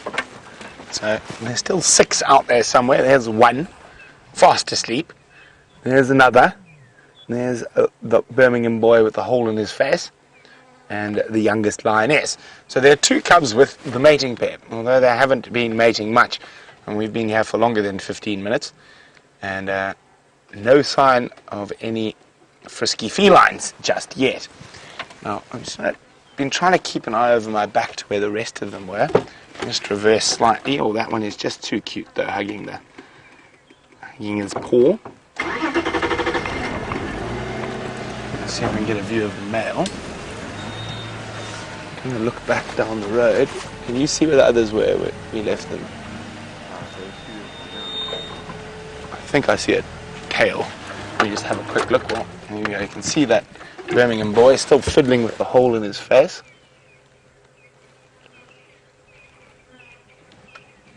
I think there's one big bush between us and the others. I can't see them yet. Well, it's not looking too bad as holes in the face go. And of course, it's not the hole itself that's irritating him. You see how he's lying like that? He's trying to keep the flies out of it. So that's what's irritating him more than anything else. And he's just trying to, he almost looks like he's trying to keep his paw over it to keep the flies from climbing in.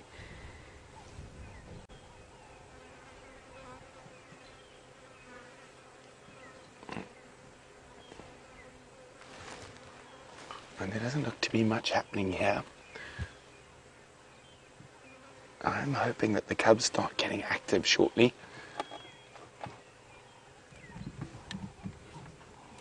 No, he's not in the best spot. Let me just try forward a bit for you, Dave. I think there you're going to have a clear view of him. How's that?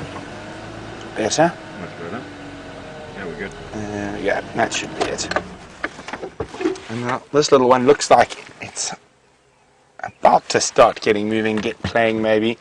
Oh, shame, that must be very urgent. You can see the swelling still. There you can see it's keeping his one eye a little bit closed.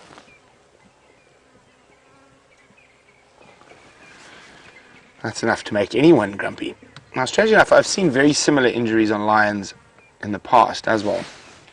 Now, what probably happened is he got a bite or a claw. And then what happened is 1 or 2 flies, maybe 3 flies, while that wound was open, managed to lay their eggs around it.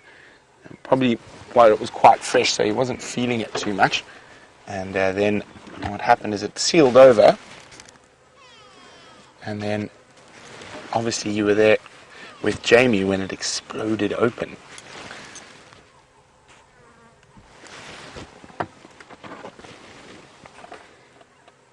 You can see how much he's irritated by that. Remember, this is live. We're sitting 10 foot away from a massive male lion who's got a hole in his nose, 2 cubs and a lioness in the middle of the African bush. And remember, questions at wildearth.tv or hashtag Safari Live on Twitter if you'd like to ask us any questions.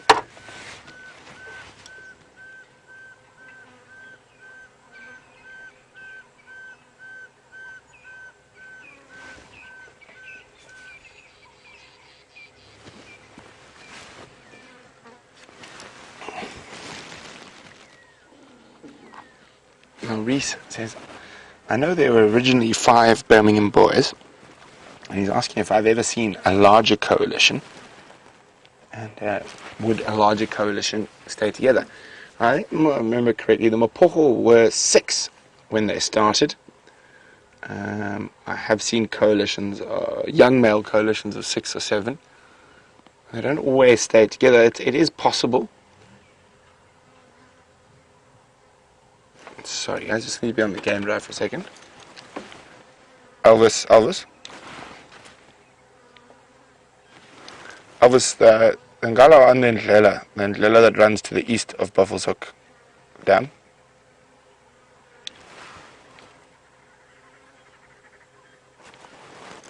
So if you head back towards Cheetah Cut Line and take your first right, they're lying on the road. Sorry, I can hear someone struggling to find us.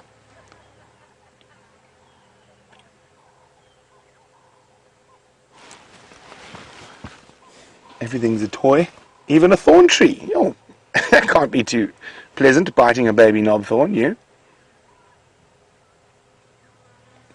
Now that gives you an idea of how tough even a little lion's mouth is.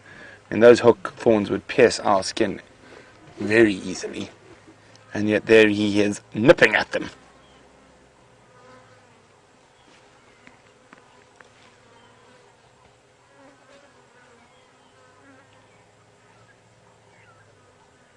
Oh, he's got some fleas or a tick he's trying to get off his paw there. You can see that little, using the incisors.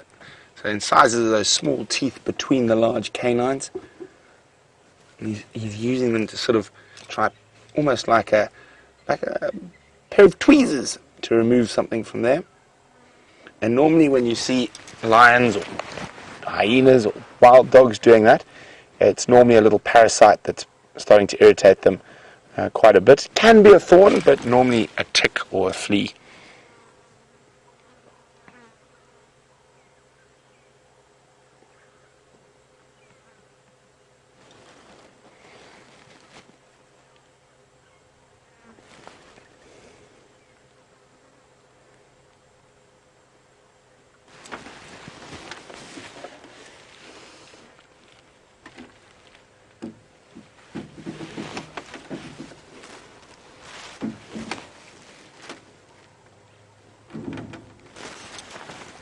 There he is, snoozing.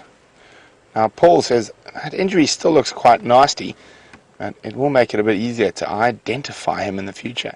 You'd be surprised, Paul, how something like that can clear up to almost an invisible scar later on.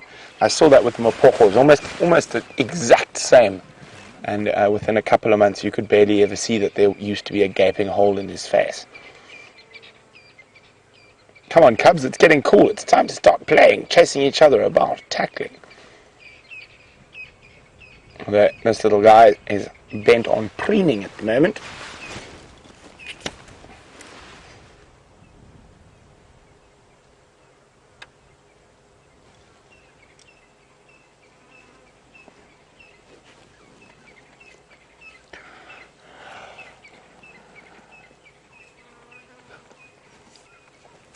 Now, the Birmingham boys have multiple prides, and Pa B is wondering, will those prides ever fight with each other over hunting territory? Now, yes, they will. So the Nkuhumas will not tolerate the sticks and the sticks territory and vice versa. Now, the Nkuhumas obviously have an advantage. There's 5 adult females as opposed to the sticks 3. But generally, unless there's external pressure, a lot of the female territories are quite set. Now, the females will defend their territory against other females, and they do not tolerate unrelated females to be wandering around in their territory.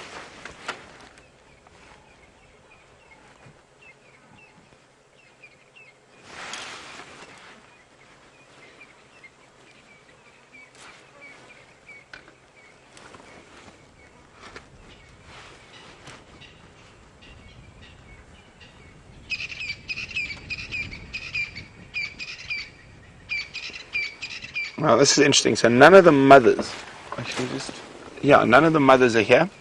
It's just the youngest Nkuhuma, Birmingham, and 2 of the cubs. So I haven't seen the 5th lioness, or how many cubs are we missing? Do they have 5? 5. We haven't seen 1 female and 5 cubs. I'm sure they're around here somewhere. Oh, there we go. See those flies at him again.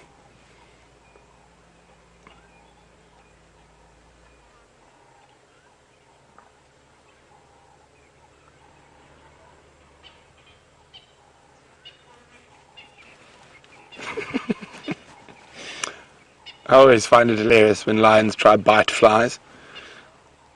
I don't think they ever succeed, really. Now, Shamsung is wondering, is it unusual to see cubs with a mating pair like this? No, not that unusual if the rest of the pride are close by. If they're mating away from the pride, yes, it would be.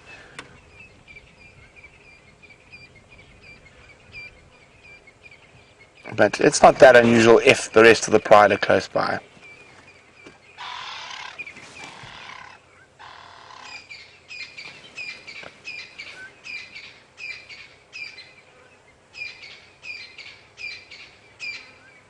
Oh, it looks like he's going to try bite the flies again. You can almost just see him getting ready to leap.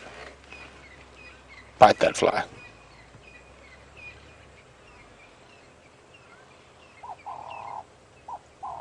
Oh.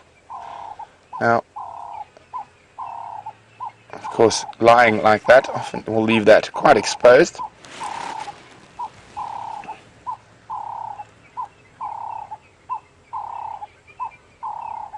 Oh, tired kitty. Let's go see what the others are doing down on the road. Maybe the 4th lioness.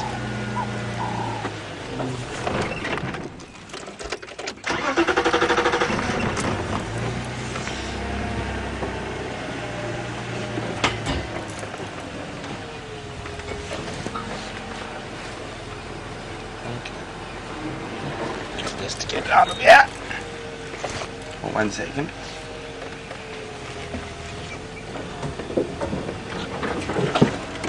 You okay there, Dave? Yeah, good.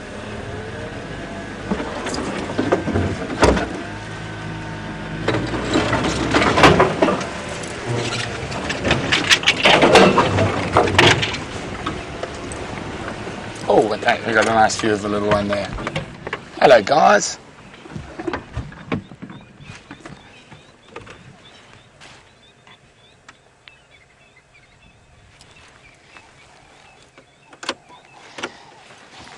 Looked like they were thinking about going to join the others, but maybe not. They seem quite content here.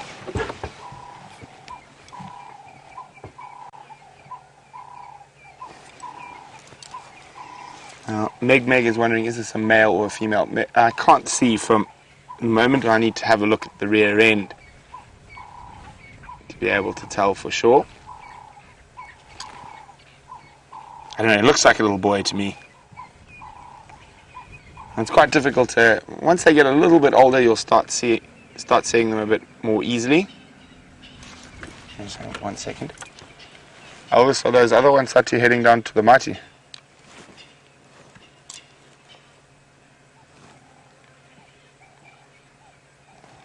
Are those other ones that you're heading towards the Mighty?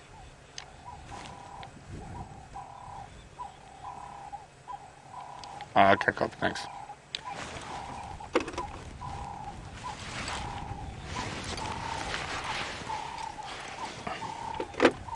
Wasn't that beautiful?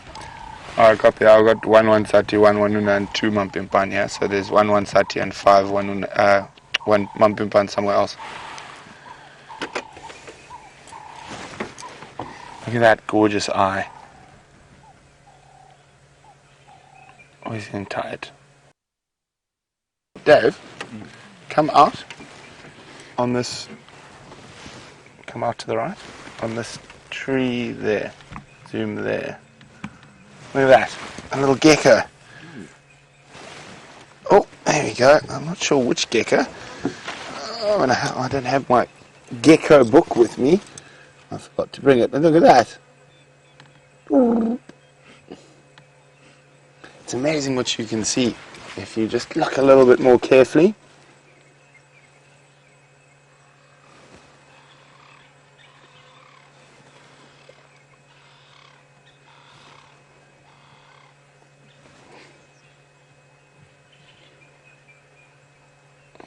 I used to know my geckos a bit better. I'm a bit rusty. I can't remember what species of gecko that is. It's definitely not Turner's or Moreau's. You see how his coloration almost matches the bark to protect him from potential predators.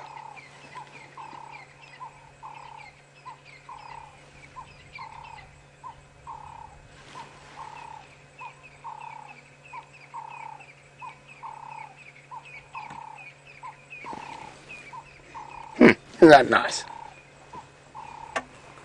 No sunbirds, but a gecko. I'm going to have to go research what gecko it is as well.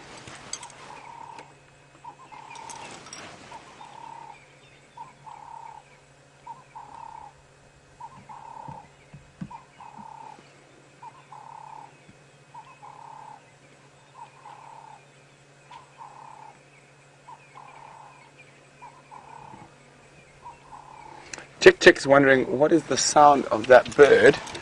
Let me see if I can spot it. It is a Cape turtle dove, and they quite often call from a high perch, so let's have a see if we can spot it.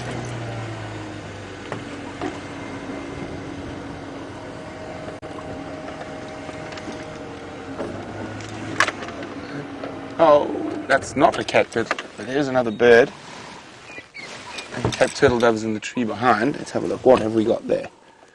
A red-billed buffalo weaver. Alright. And that's the Cape turtle dove.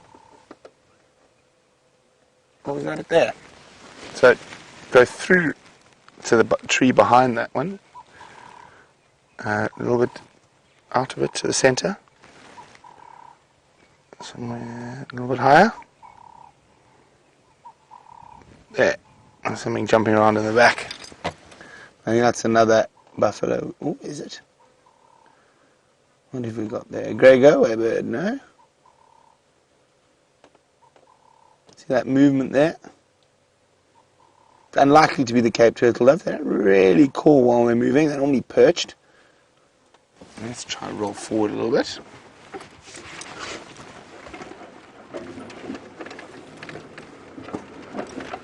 I think it is a go-away bird. There we go. Grey go left. There we go. Yes, it is indeed a grey go-away bird.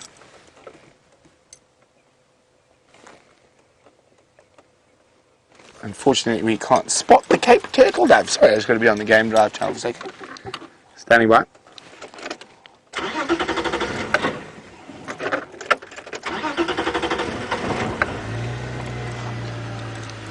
So I might make your way 2 stations here. They're on the road that runs on the eastern side of the drainage line from Buffelshoek Dam. And there's 3 and 1 big one lying up on the road, and then there's 1 male, one side, and 2 lying up just to the east of the road.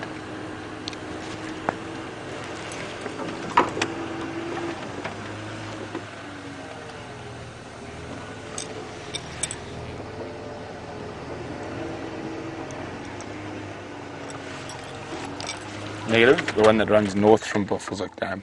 But I'll just go to the dam and then head on the road that goes north on the eastern side of the dam.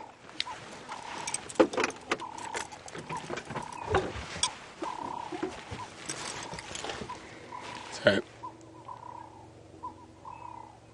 back with the little ones and the mating pair.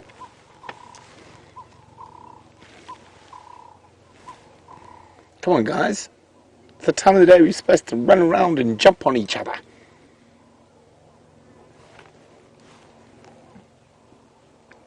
They're picking up bad habits from the adults.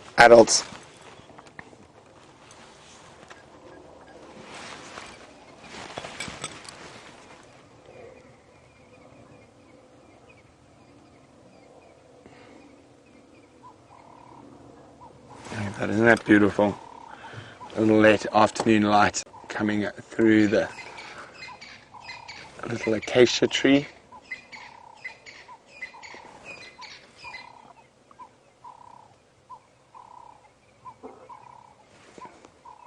I wonder where the 5th female and the 5 cubs are. Sure they're around here somewhere.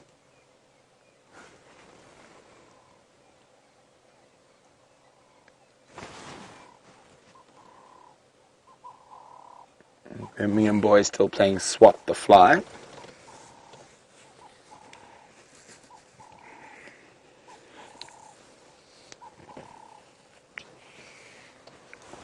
Hi, Audrey. Audrey is 12 years old in Johannesburg, South Africa. Audrey is wondering, well, what happens if these cubs need milk and their mom's not around? Well, in this circumstances, their mothers are just behind, in front of me there. See where that car is there? They're over there. They're lying up just in front there. And so they can get to milk quite easily. But if their mothers aren't there, they'll stay hidden till their mom comes back. So when the adults are not around, they move around a lot less as to not draw too much attention to themselves when they don't have any protection.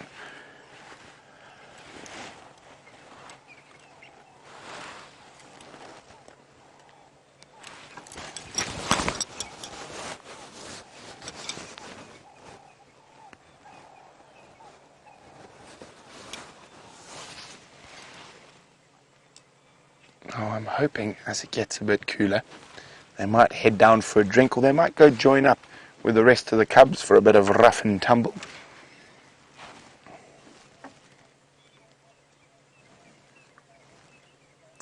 It looks like he's thinking about getting up.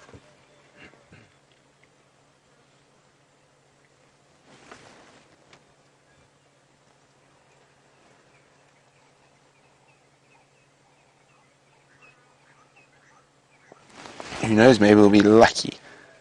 Oh, what was that running? Behind us. Franklin. Must have been a little Franklin. I just heard some skitter scattering through the undergrowth. Oh, there we go. Time to start playing.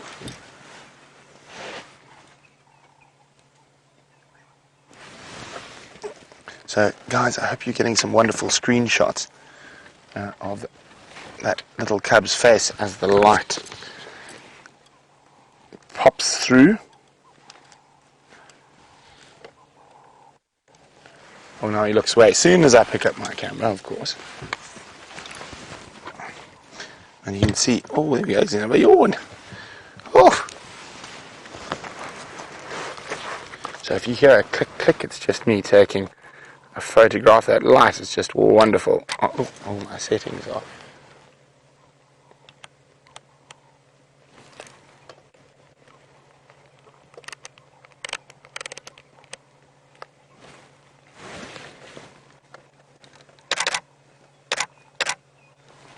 Just look at that lovely, gorgeous light catches his eyes. Now, as a wildlife photographer, that is one of the things you really look for, especially in a flat cat sighting, is to just get that wonderful glint of light on your subject's eyes.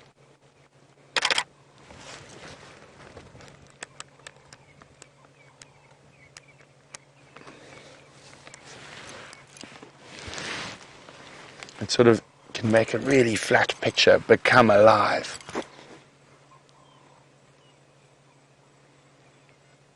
But while we wait with the Nkuhumas, that'll hopefully get moving. And let's go see what Jamie's found.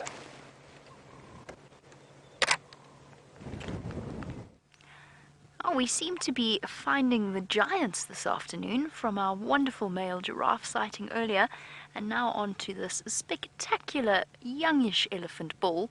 I think he's my friend from this morning, actually, funnily enough. I think he's just been wandering around, perhaps following behind that breeding herd that Herbie told me is not too far away from here. Now, he was being very cooperative right out in the open. He's now being less cooperative. Oh, that's magnificent. There is nothing like an elephant in the afternoon sunlight. You are so beautiful, boy. If only you weren't quite so camera shy. Okay, let me just try going back a little bit just so we've got a clear view of his face. I approached him quite warily just because a helicopter came past, flying down quite low. Generally, elephants really don't like that sound.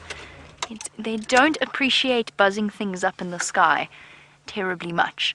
But he seems to be perfectly relaxed. He doesn't seem bothered by his encounter at all. He's just determined not to present us with a view of his beautiful face. Can see him. If we're lucky, we might even see him go up this termite mound. The elephants are surprisingly agile creatures when they want to be. Now, the reason I know that it is a bull for our newer viewers, he's actually presenting us with quite a good view to make that determination. So elephants, telling the difference between males and females, particularly in young individuals, can be quite tricky. And that's one of the big reasons is the fact that elephants' testicles are internal, so they don't have external testes. But if you look at the flap of skin between the elephant's back legs, in males it makes a V. Don't turn, okay, alright, turn. It makes a V between their back legs, and you can actually clearly see the sheath, whereas in females it's much straighter. So that's one of the ways you can look. Then, of course, the big one is the round forehead of the elephant. Did you hear that as well? Mm-hmm. I have absolutely no idea what sound that was. There was I don't know if you could you hear it through your headphones? I have no idea what that was. And Xander and I just exchanged very confused expressions when we heard that, because I have absolutely no idea, and it completely made me lose my train of thought. I'm looking around for some kind of small creature, or I have no idea what that was. Sorry, definitely wasn't the elephant. Elephants have a wide variety of vocalizations, but is not one of them. I don't know what that was. It's a mystery. Unless maybe it was his stomach making a weird noise, but it sounded much closer to the vehicle. Very peculiar. Okay, let's go catch up with him on the road. Oh! We're going to get I'm so hopeful we're going to get such a spectacular sighting of this bull. In the afternoon sunlight, it's going to be perfectly silhouetted. Sorry, you'll have to bear with me. This is going to be a bit of a journey, but there is a road just around in the direction that he's heading in. And hopefully that will get us a nice view of him. I was talking about telling the difference between male and female elephants, and I got completely distracted by the peculiar sound. So the profile of the elephant, in male elephants it's round, in female elephants it's very angular. It's quite a sharp junk from their forehead down to their trunk. In males it's a nice round curve. And I'll be able to demonstrate that to you in a moment. Let's just go. Excuse me, Impala. My elephant is racing towards the road. I'm going to catch up with him. we've got a nice road that loops back towards where he's going. Excuse me. Hello. Sorry, you are beautiful, but I'd like to see the elephant first. Excuse me. After you.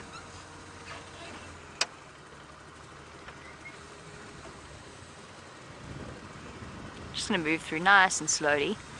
It's their home, not mine. And obviously their agenda is not my agenda. Thank you, girls. Okay. And I'm hoping this giraffe, this elephant, it's not a giraffe, I don't know what's wrong with me today. I think I need to go back to my picture books and remember what the different animals look like. Hopefully this elephant is going to move across in this direction, because that's what it looks like he's doing. And that'll put us in the perfect position. It's always nice when the elephant chooses to come past you, rather than you trying to approach the elephant. Which way are you going, big boy? Oh. He heard me. He heard me say that and he promptly changed direction. He didn't actually. He saw that nice green guarri bush that he decided that he wanted. But he completely did a 180 as I came round the corner. Obviously the allure of the green looking bush was far too much.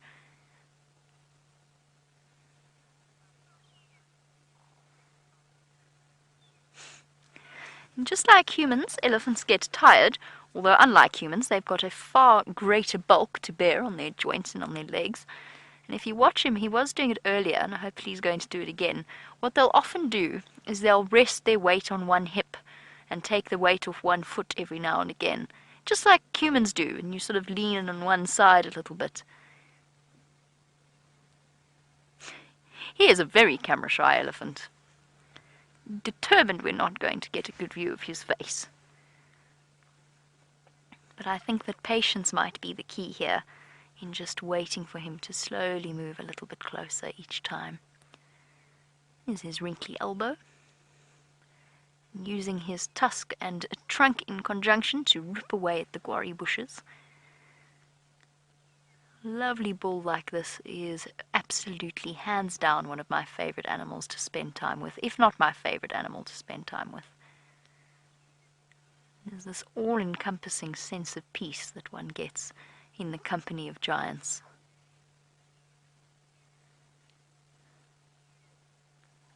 And particularly biggish bulls like this one. He's still quite young. I'd put him in his 20s.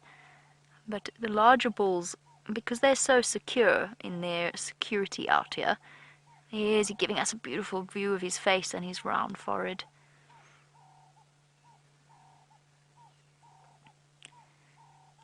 No boy.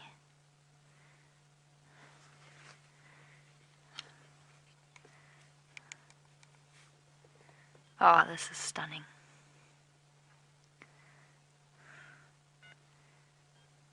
This afternoon has just been providing us with the most beautiful sightings. Oh, our camera-shy elephant has done it again.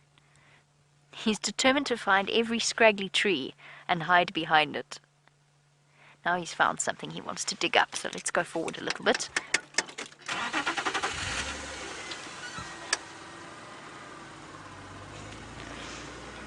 Now, speaking about our elephant and his shifting weight, David in Napa's asked a question that I didn't know the answer to until I started working at Safari Live. And that was, can elephants get arthritis? And the first time I ever heard that question being asked was when it was asked to Scott on my job interview many, many months ago, over a year ago now. And we went and did some research when I was here doing my job interview. And the answer is yes, they can. They can get arthritis, but it is much, much more common in captivity. So elephants in zoos, oh, heaven forbid, in circuses, anything like that, the elephants in captivity where they've got a limited range of motion. This is getting ridiculous. Okay, forward it is then. So anywhere where they have a limited range of motion, it seems to be that the cases of arthritis it's far more common. Which way are you going, mister? Make up your mind. He's just strolling from nice tree to nice tree. So yes, David, they can. there's not a huge amount of research into the sort of percentage of the occurrence of arthritis in the wild. It's most likely the case that they do get it, particularly old elephants. And if you watch a really, really old elephant, they do seem to move gingerly, carefully, a little bit slower than the younger elephants, and stands to reason that that could be due to arthritis, as well as, of course, other age-related conditions. And just like human beings, all mammals, their eyesight and their hearing degenerates as they get older. It is just one of those things, and in elephants particularly, one of the true fascinating things about elephants is the process of their teeth being ground down. So an elephant goes through 6 sets of teeth throughout his life. Our gentleman is probably on his 3rd set at this point, and I'm talking about their enormous molars. Now he's probably on his 3rd set. By the time they get to about 45 years old, they're on their 6th set. And once that gets to that point, there's no further set to replace it. So an elephant needs to eat constantly to maintain their body weight. They're such massive animals, it stands to reason. But all of that chewing has an effect. And that effect is to grind down the molars very, very over the course of about 15 years or so. Wait, that's not right. About 10 years between elephant teeth sets, molar sets. Oh, he is absolutely magnificent.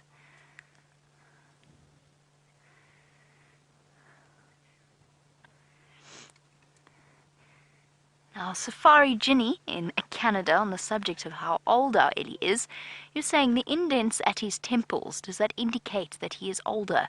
And very, very astute of you, because yes, that is one of the good ways of aging an elephant. So the more sunken their temporal region gets, the older the elephant, because essentially they lose bone mass and they lose subcutaneous fat and skin elasticity. In this case, the little indents there actually tell me that he's quite young. So all elephants have those indents between his ear and his eye.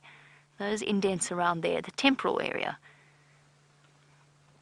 So all elephants have them, and then this in fact is not, this elephant, those indents are not particularly pronounced. But it's a really good point that you've made, a really good observation. And Safari Ginny, as you keep watching, will show you a really, really old elephant at some point, whether it be an old female or an old male. And you'll be able to see just how sunken those regions actually do get. When the elephant reaches older than 35 years old, closer to 40, it becomes really, really clear. Onwards! Hey, Mr. Ellie. He's not moving away from us, by the way. He's just casually walking to where there's nice trees. Hey, boy.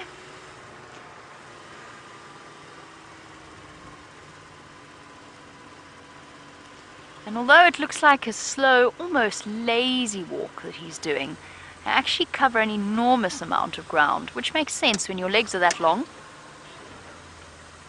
Hey boy, I don't want to come in your way. So how about let's make a deal. I'll just stop here. Oh, and you'll stop there. Fair enough, let's go forward a little bit before we go right in, Zander. I just didn't want to block his path. But since he stopped to feed off the tree, there we go.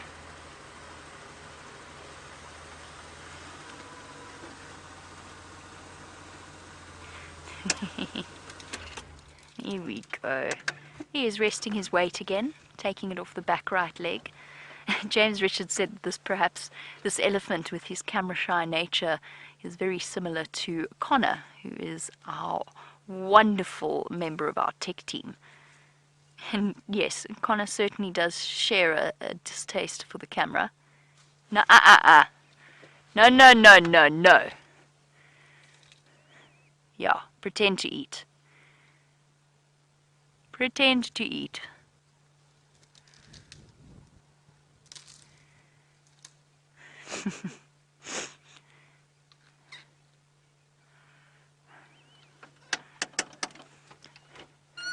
I'm so glad to hear that Gracie, who is 9 years old, is watching.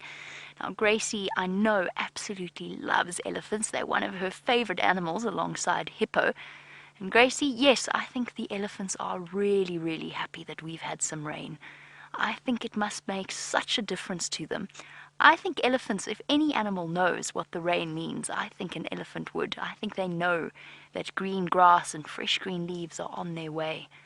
So yes, I think it makes them really happy. And just imagine how bored they've been with the sort of twig and stick-based diet that they've been consuming. It must be so nice to eat something fresh and green. Hey boy, look at him. They're not quite at the point yet where the leaves have fully turned, so they're still eating a lot of bark, which is what he's doing now. He's just stripping the bark away. And just by the way, the reason that I changed my tone there earlier and just told him no is because he actually thought about coming to give us a scare. And bull elephants often do that. I think they'd actually quite like the feeling of being big and intimidating, and sometimes they learn that behavior from people driving away straight away, and for them it's fun. It's like being bullies on a playground. So the reason I changed my tone was just a warning to him that I got his message, and that because we're not in his space, we're still at a nice distance, it was not up to him to come into mine. And that's very much dependent on each situation that you're in. And it's all about reading the body language of the elephant. And elephants, whilst they don't understand the words, definitely understand our tone. Which is why as soon as he stopped, my tone went straight back to normal. Yes, big boy. You're very big. And you're very beautiful. And thank you for giving us this amazing view. I'm hoping at some point for a nice silhouette shot. And while we wait for the sun to go down, let's have a look at Brent's view of a spectacular summer sunset.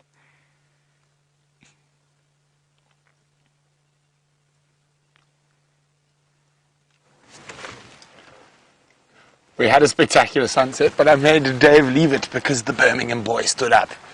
Now, of course, we're as beautiful as sunsets are. I think I'd rather look at a big male lion trying to be amorous with the lioness and see what happens here. Is he going to get a smack? Is it going to add... Oh, there we go. Now, this is the first time they've moved since we've been here, and we've been here some time.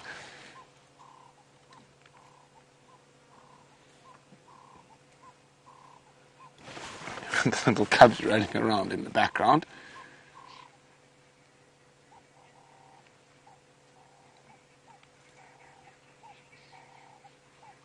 No. Oof. What are you doing back there, bud? Let's go forward a little bit.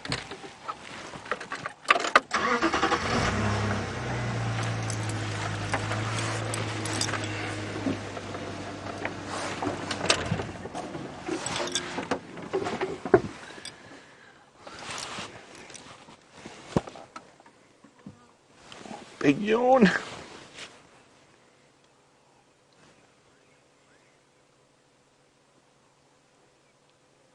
Was he pretending with us about moving? And he's gone back to lie down. Oh, yawn up front. Cubs are starting to get a little bit more active.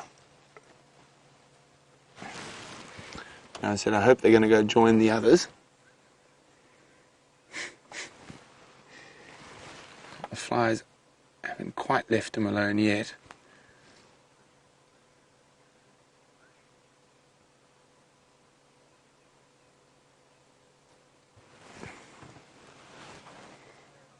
Another yawn coming.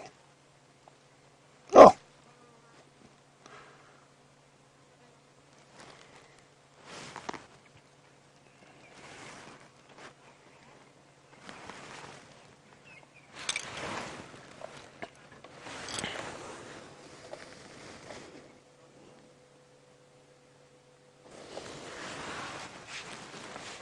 So Fiona is wondering how far male lions would travel to take over a territory.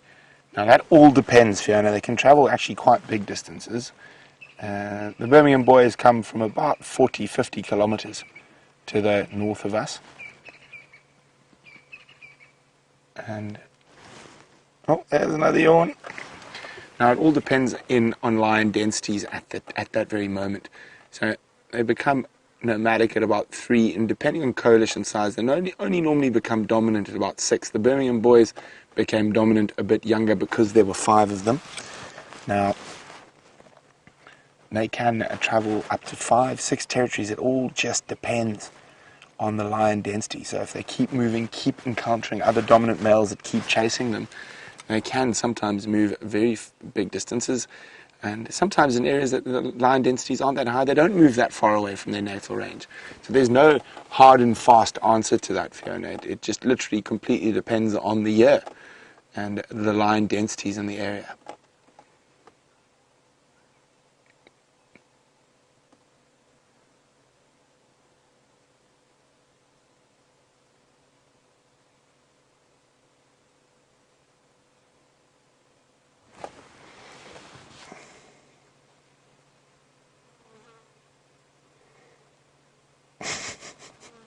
Ah, the flies. Shame. It must be incredibly irritating.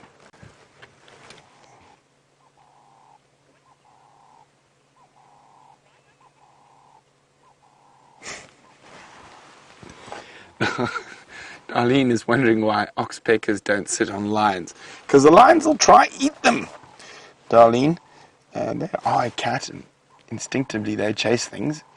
That's why you don't find oxpeckers on lions, or leopards, or hyenas, or wild dogs, or any of the predators.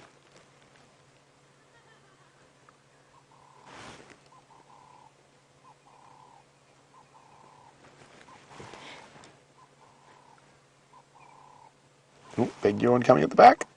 Well, no, not such a big yawn.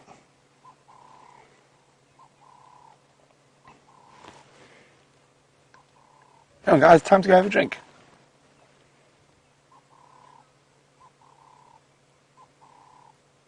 I got a feeling they're not going to be too active too early tonight with all the buffalo that's in their belly.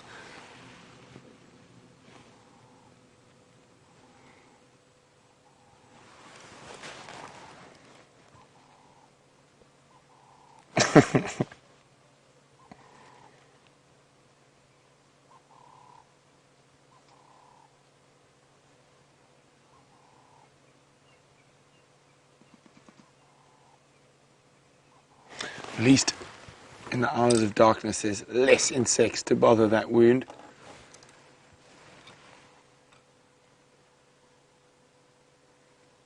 Oh, he's up.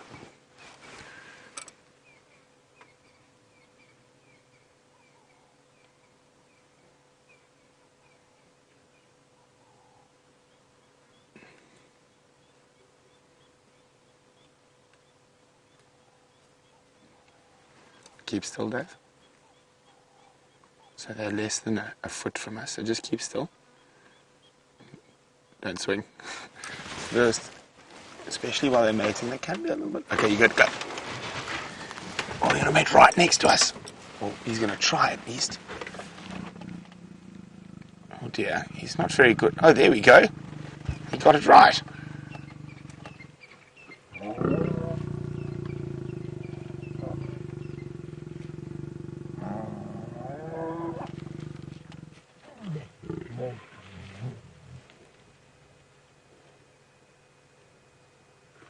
He looks very impressed with himself now. And he's had the decency to move behind the car so the cubs couldn't see. Of course, no, I'm only joking. They don't mind. Hello, big boy. And you can see how they really don't take any notice of the car. Now, the reason I told Dave not to move is that they were very close. They were less than a meter. So what's that in feet? I don't know what that is. Less than a foot, maybe, from Dave. And especially now with his testosterone up, well, now it's down again. Sometimes they can get a bit of a fright when you move when they're that close to you. That's why I just asked Dave not to. As soon as they were past, it was fine.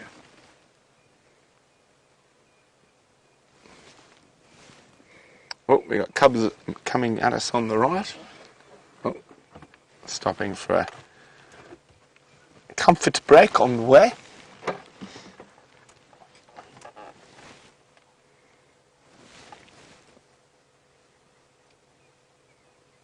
Nope. I thought they were going to come move. And they are still looking quite content.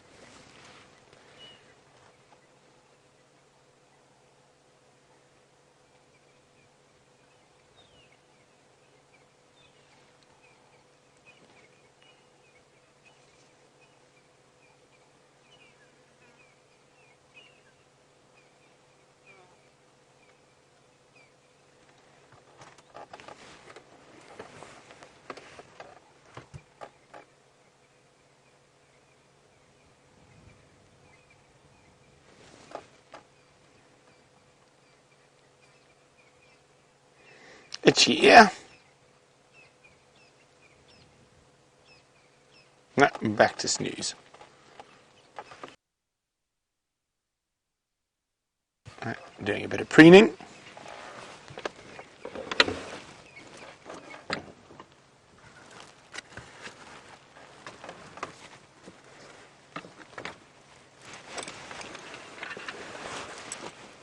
Hello, little one.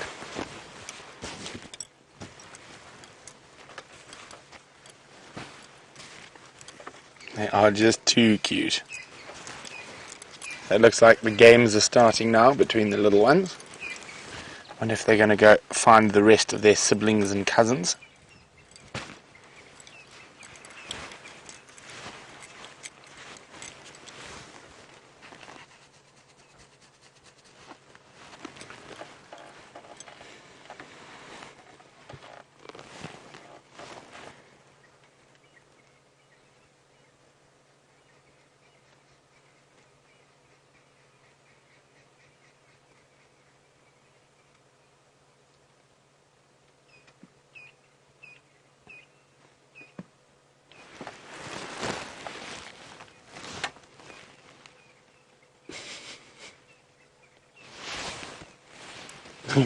This male is getting very aggressive with the flies. When you see how close he is.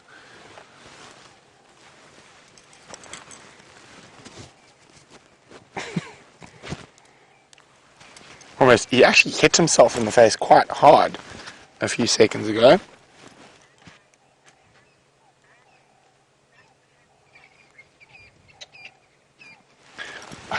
Hi Gracie, who's 9 years old, says that male lion needs a Hello Kitty band-aid, and Gracie also says nice to have me back. Well, thanks Gracie. Oh, no. I'm saying who's going. I can hear lions moving on either side of me. I think let's stick with the male for now.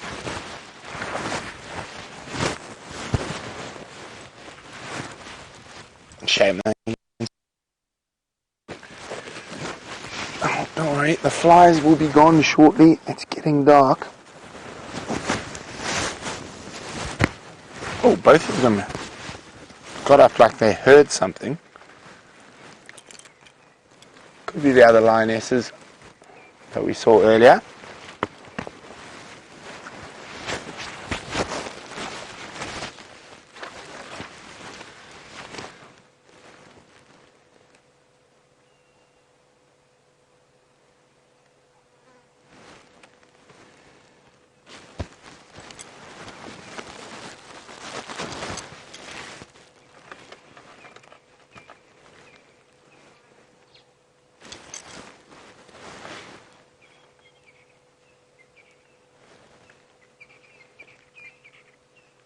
Just trying to see if I can hear what they hear. Obviously the lion's hearing is much better than mine.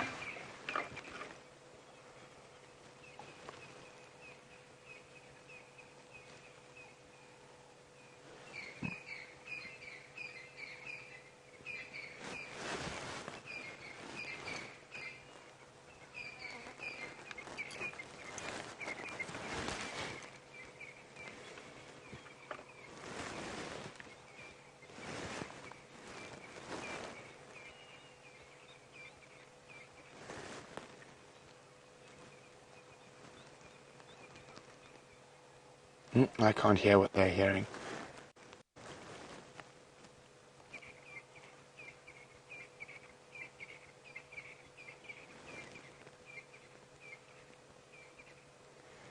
Now, judging from that mating we saw just now, it's getting towards the end of the mating, just from her reaction.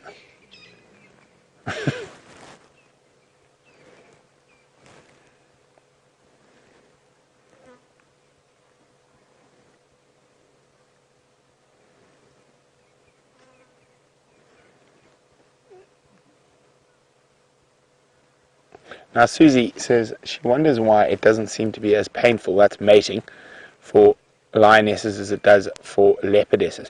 Well, it does. I think this is quite a long way into the mating. So, I mean, when the rest of the pride took down that buffalo, she wasn't with them. So she'd already been mating for at least a day, maybe two before then. So they normally only mate for 4 or 5 days, so this could be right towards the end of the mating.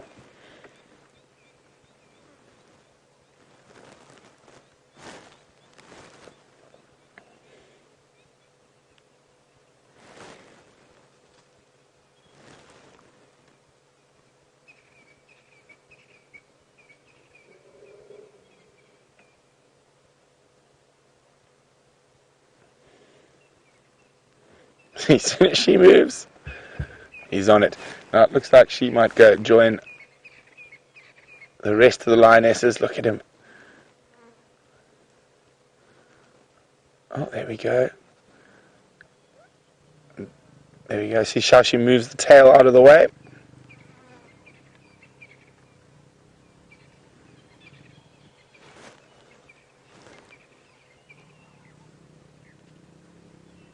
And I think he's... No, there we go. He was missing. He's now on target.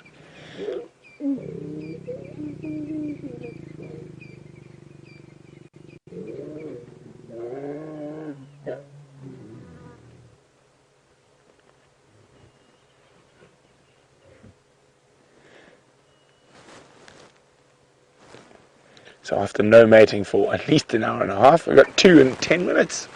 Not even.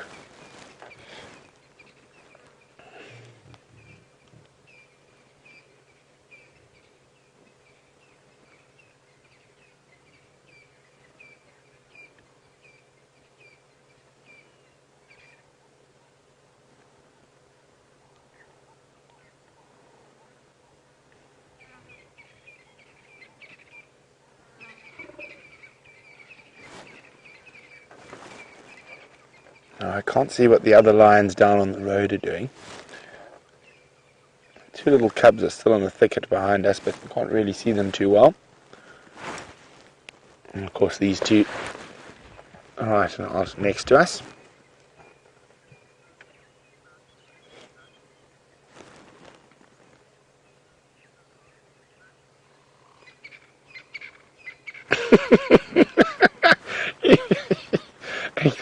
Male lions do look silly when they're trying to battle flies.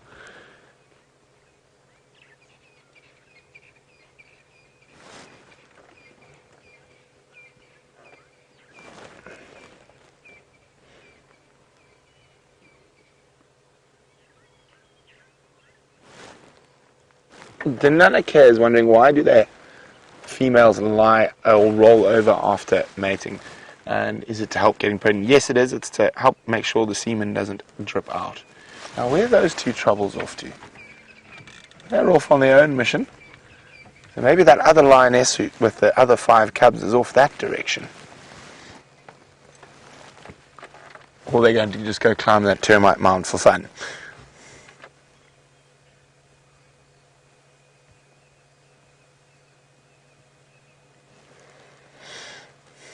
Well, looks like they're climbing up to the top of the termite mound, getting themselves a good vantage.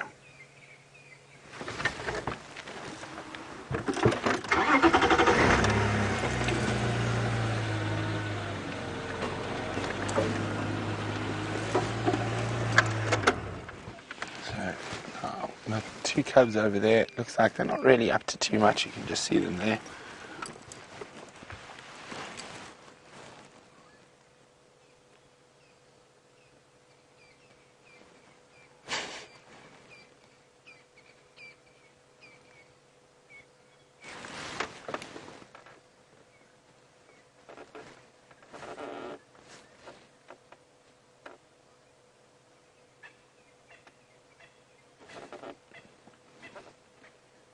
Oh, the lioness is up again.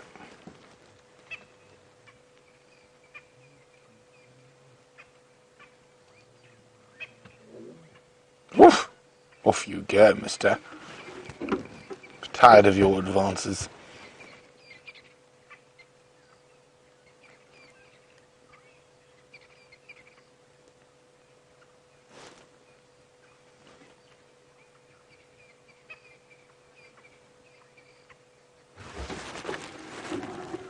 Alright, bit of a scent mark on that tree as he walked past.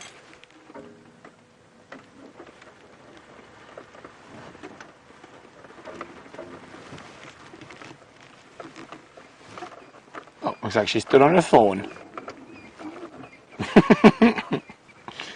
So I've got a thorn. I'm not stopping for you.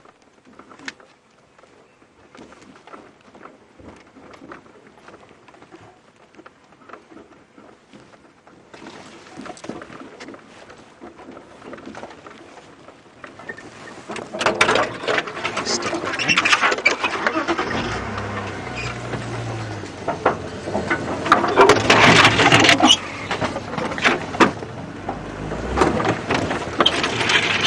You okay, Dave? Yeah.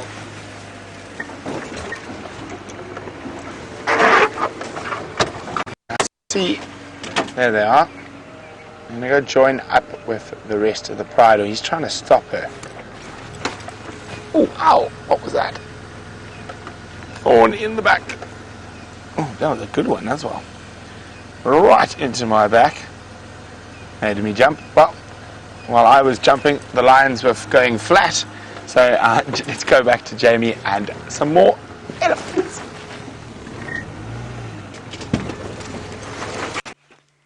It seems to be an elephant-themed evening this evening. How absolutely marvellous. What a wonderful way to enjoy the last half an hour or so of our sunset safari and spending it in the company of these amazing animals. I'm speaking quite softly just because this female's been a bit odd. I don't know what it is about her body language, but there's just something a little bit strange about her. Hey, big girl. Hello. Perhaps she's being particularly protective since there are some calves in the back, though none of them are particularly young. A big girl. Here we go. Hi.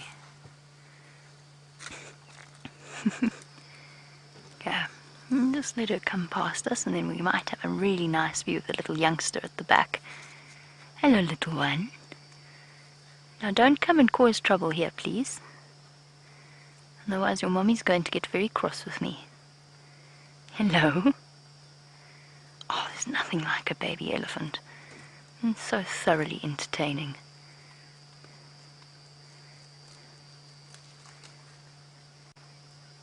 Their skin always looks a little bit overly large for their bodies. It's not Benjamin Button, the amazing little elephant with the wrinkly forehead, the wrinkliest forehead of any baby elephant you ever did see, or his mom Olympia, as named by Gracie. I haven't seen them in a little while, and I'm sure we will at some point encounter Mr. Benjamin Button once again.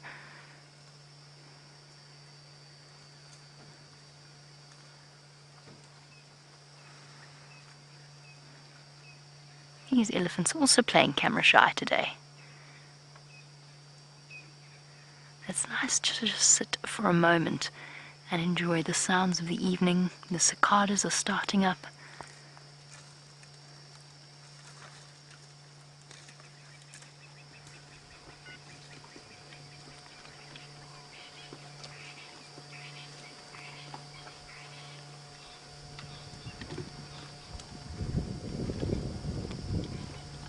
Cacophony of francolins calling in the distance.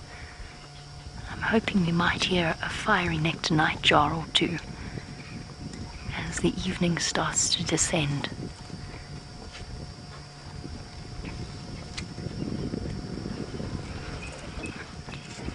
Hey, big girls. The bush is being quiet this evening. Just a little bit of air blowing through as the last of the cold front disappears. And our ellies are sort of thinking about doing the same thing. Why don't you guys go pop onto quarantine quickly? We can have a really stunning silhouette. Quarantine, for our new viewers, is a big open area where there's very few bushes. And it has provided us with some really truly magical sightings. Look at her twisting that branch around.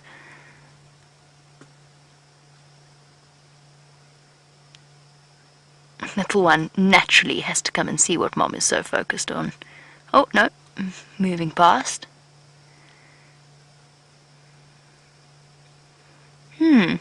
Either this is a late bloomer or a tuskless elephant. You do occasionally get individuals without tusks. And that little one is definitely just a little elephant. It hasn't grown its tusks yet. But the individual at the back might actually be tuskless. She's quite old not to, sorry, he, it's a he, no, it's a she. It's starting to get a bit dark. And she's definitely old enough we should be seeing tusks on her. I think perhaps we've got a tuskless individual as part of this herd. The two big cows that you can see from there definitely have an impressive set of tusks. Hey, big girl. You've put yourself in a very inconvenient place. Do you mind if I reposition? Let's do that. It is starting to get a little bit dark. It's at that sort of half-light stage.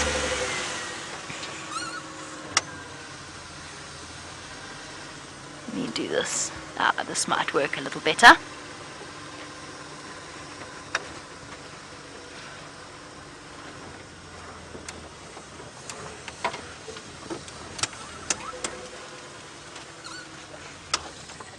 Oh no, that's embarrassing. Here we go.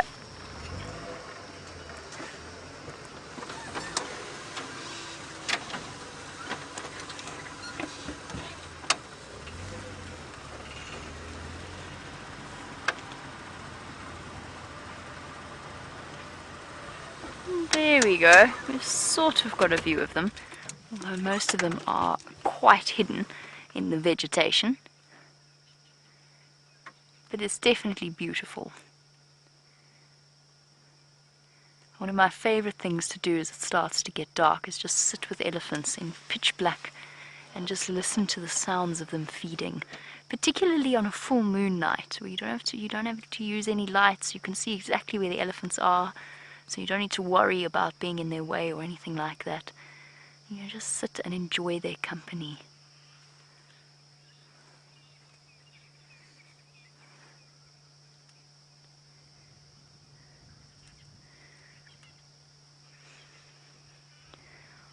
Okay, our ellies are going to slowly start disappearing.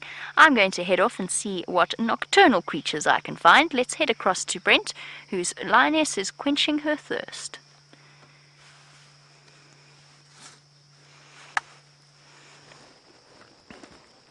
Well, just one has headed down with a single cub to have a drink.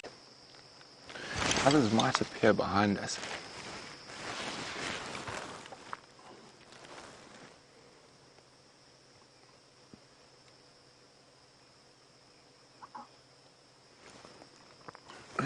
He's calling. Little one's making some noise.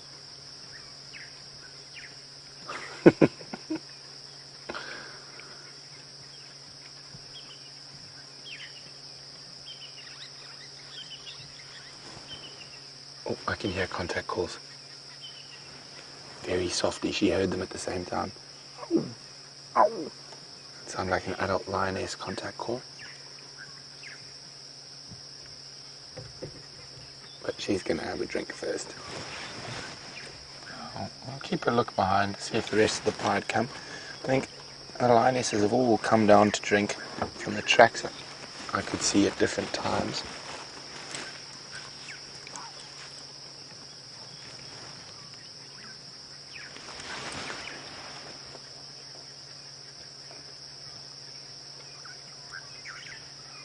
Oh, can you hear the male growling as well?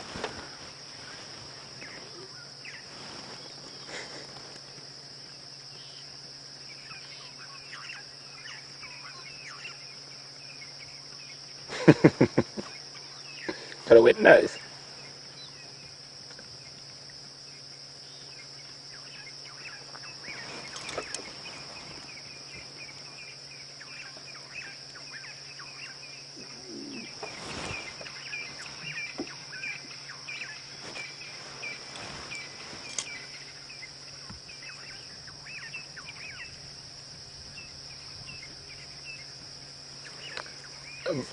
Marilee would like to know whether there's a queen lioness who decides when it's time to move or get a drink.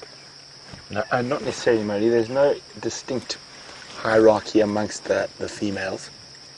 And when one's thirsty, it'll go for a drink. If they move, they generally almost always move together. But if one doesn't want to move, it doesn't. It just carries on sleeping. But of course the social bonds between the pride are so tight. Here we go, contact calling.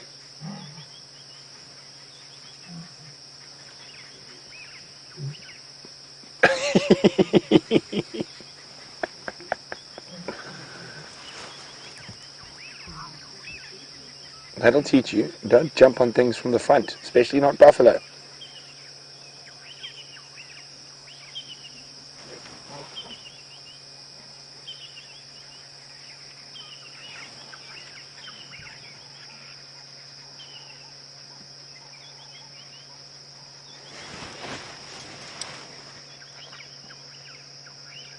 Now she's heading back towards where the other females were.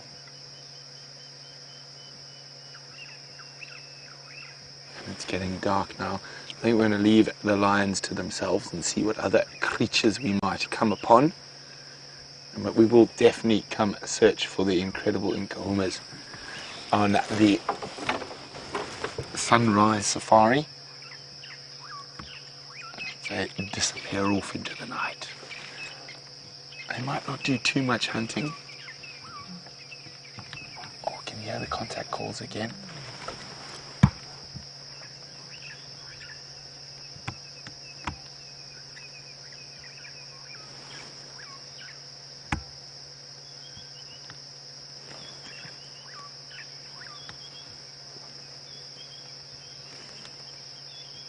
Okay, kitty cats, we'll see you in the morning.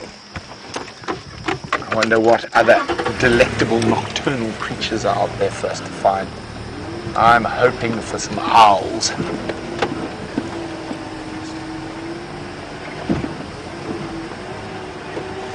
And so while we move away from the lions, let's go see what Jamie's up to.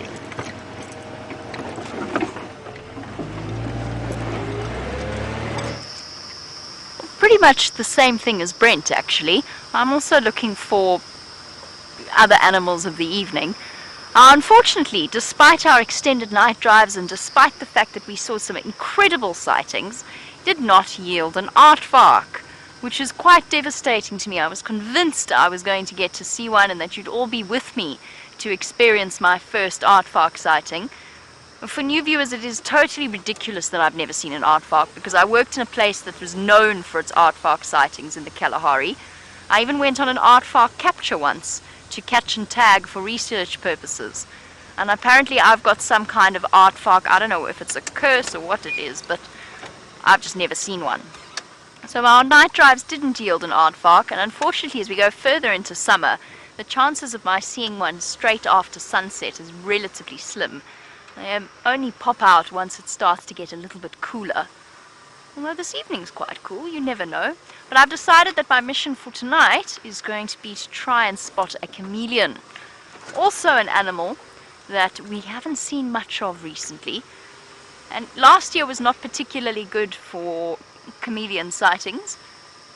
I'm hoping that this year, with a little bit more rain, fingers crossed, we might get to see more of them. An aardvark. Chameleons are deceptively easy to spot at night, because at night they lose the necessity to actually be the color of the leaves, or that greenish color that they go, which means that basically all of the pigment relaxes in their skin, or the crystals relax beneath the layer of their skin, and they basically go a white color, which means that with a little bit of practice, just glancing over trees and knowing which trees to look in, they're usually quite easy to spot. But last year was terrible for chameleons. I'm hoping this year might be different. All of the guarri bushes, the acacia trees, these are all likely spots for a chameleon to hide. It's been so long since I've seen a chameleon.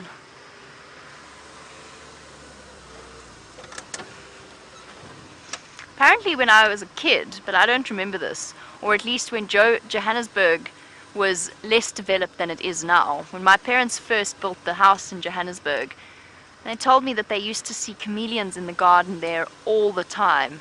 And I find it really, really sad that due to urbanization, it was something that as a kid I would have loved to have found a chameleon in my garden.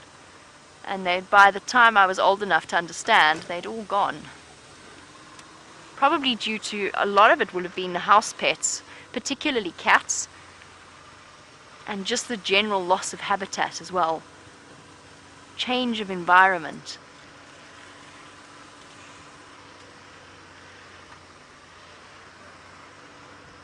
Come on. Gotta be careful though. When you're spotlighting like this, I just spoken to Zander about it. The fact that you've got to be careful of focusing too much on one individual animal, that you forget to look for all of the others. So I feel as though our night drive successfully gave us genet, civet and white-tailed mongoose, particularly white-tailed mongoose. We had an incredible sighting of one. I'm hoping for something a little different this evening.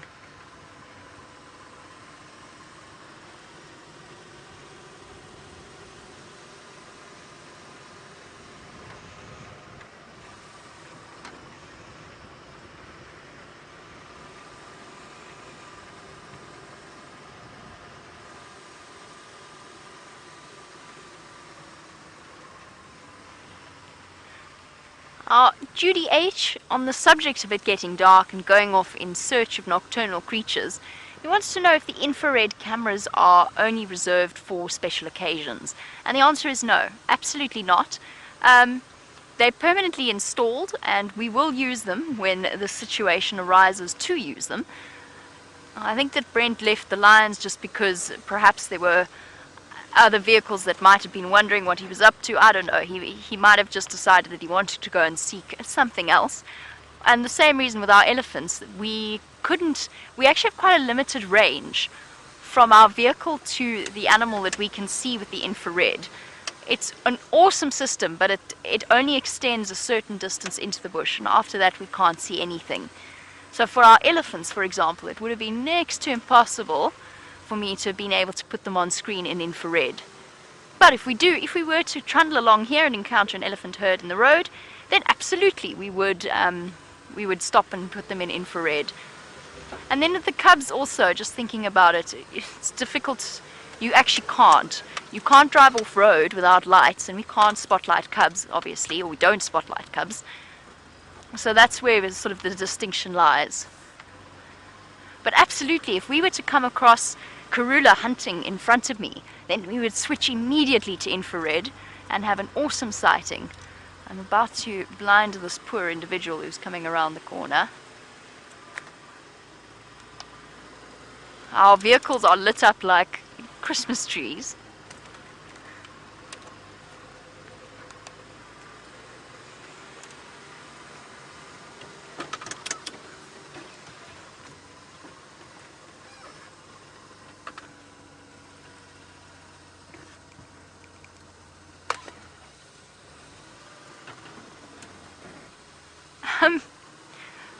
I'm not sure what this means. Does it mean don't crash into me?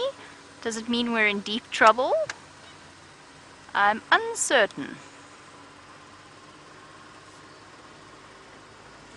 I think it might just mean don't crash into me. Let's find out. And then I'll answer Cindy in North Carolina's question. Good evening. Hello, hello everybody. How's it? Jimmy? Yes. How are you? Good, thanks, Abel. How are you? You're just making sure I don't crash into you. In the dark. Yeah. How's it going? Good, thanks. How are you guys? What do you drive? What hours do you drive? Our standard drives 3 hours in the morning and 3 hours in the afternoon. Okay, is Yeah. that all? Yes. Sometimes. We do extended shows, or if there's something exciting happening, then we And do are you longer. online all the time? I am. I'm actually presenting at the moment. So sorry. Sorry. But I will encounter you. How long are you here for?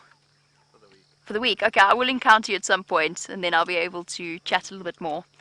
Cool. But if you want more info, you can just pop onto WildSafariLive.com. Cool. All right. Okay, thanks, Abel. Enjoy, guys. Bye. Enjoy your week. Cheers. Bye. Sorry. Well, I suppose you get some answers. If you're a new viewer, you might have... Right, where was I?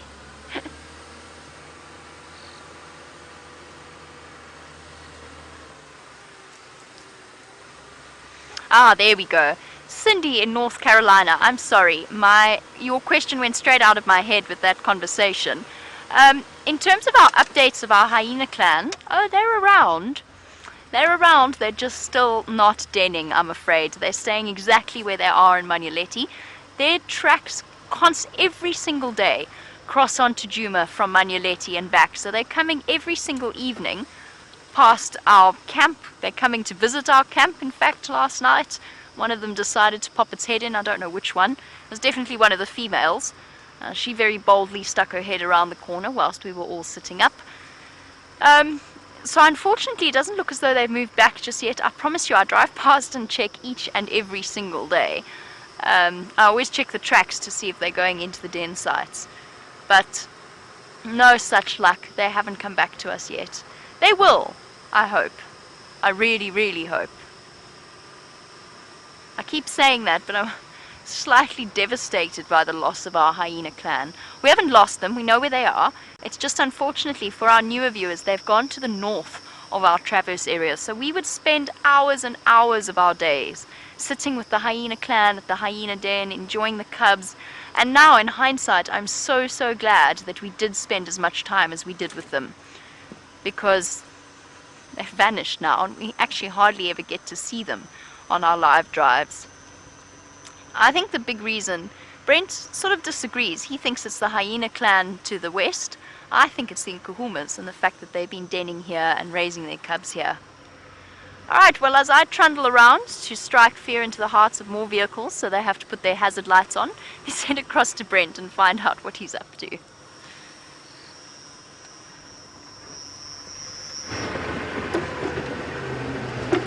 So while we're in search of anything, and I know Jamie was just talking about chameleons, and I've been keeping my eye open. I haven't seen any yet, but there should be some after that rain.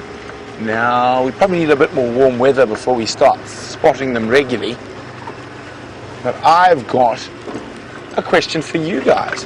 What country in the world has the most chameleon species? And how many chameleon species do we get here? So it's two questions. So what country in the world has the most chameleon species?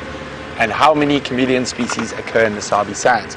Hashtag Safari Live on Twitter for your answers, or email the answer to questions@wildearth.tv. How many chameleon species? What country has the largest number of chameleon species in the world? And how many chameleon species occur in the Sabi Sands? I'm checking all the chameleons' favourite tree peripheries, mostly on spike thorns, worries, occasionally on a combretum.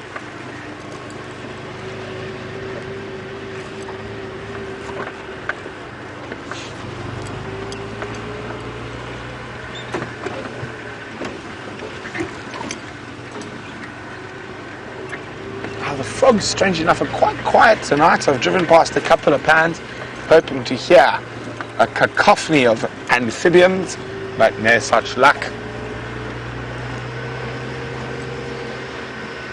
We need a little bit more rain, a little bit more grass cover around those pans. And then Mousy was wondering where all the frogs are in hiding. So they're probably the frogs are probably still in hiding. Oh, there's a bush baby at the top of that tree. Got him, Dad? lost him. Oh, there he is. There he is. Top frame. Oh, you had him? There. Down a bit. Up a bit. Oh, he's moving to be a sneaky bush baby. It's a bit far, I think. Well, let's see if we can find one a bit closer.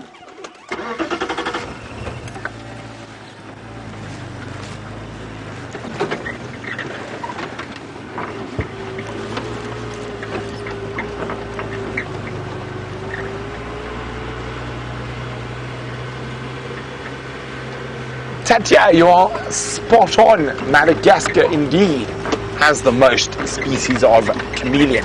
About 150, there could be a few species that they haven't identified, which is about half the world's chameleon species. Isn't that amazing? In one country.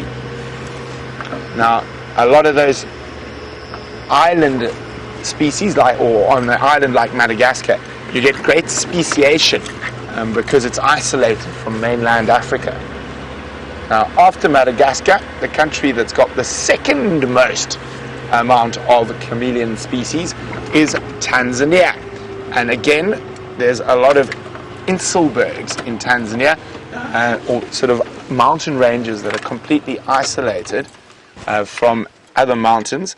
The Udzungwas are my personal favorites. There's also the Usambaros and quite a few, and the Imbarikas. Actually, the Imbarika Mountains, I'm one of 3 white people ever to walk over those mountains. That was a long time ago. But and the reason there's speciation there, and the reason Tanzania has the second most chameleon species in the world, is because it's remnant rainforest. And what happened is, as those individual mountain ranges, so got the only patches of forest left. So the chameleons that would have been the exact same species when that whole area was forested, over the last millennia have diversed completely from one individual mountain to another. So it is really, really fascinating when you look at the evolution of the different species as they evolve. Hi. Hi there, Brent. How are you guys doing? Good afternoon? Good, good. Now we're talking about chameleon species. Are you watching? On Game Drive and watching. Jeez. Ah, yes. Enjoy, guys. We'll see you tomorrow. Oh, yeah. Let's go see if we can find a chameleon.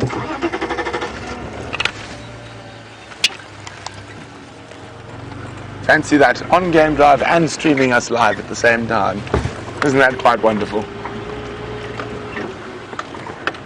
So as I was saying, and I've been fortunate enough to walk over and walk through a lot of those really remote areas of southern Tanzania. And I've seen some of the most incredible chameleons with the 4 horns coming out of their faces, bright orange, bright pinks. Very, very interesting. There's also a speciation in snakes on those mountain ranges. And you get a bright red spitting cobra. Would you believe it? I'm doing one last check around Chelepan. Let's switch off and see if we can hear any frogs that might want us to find them.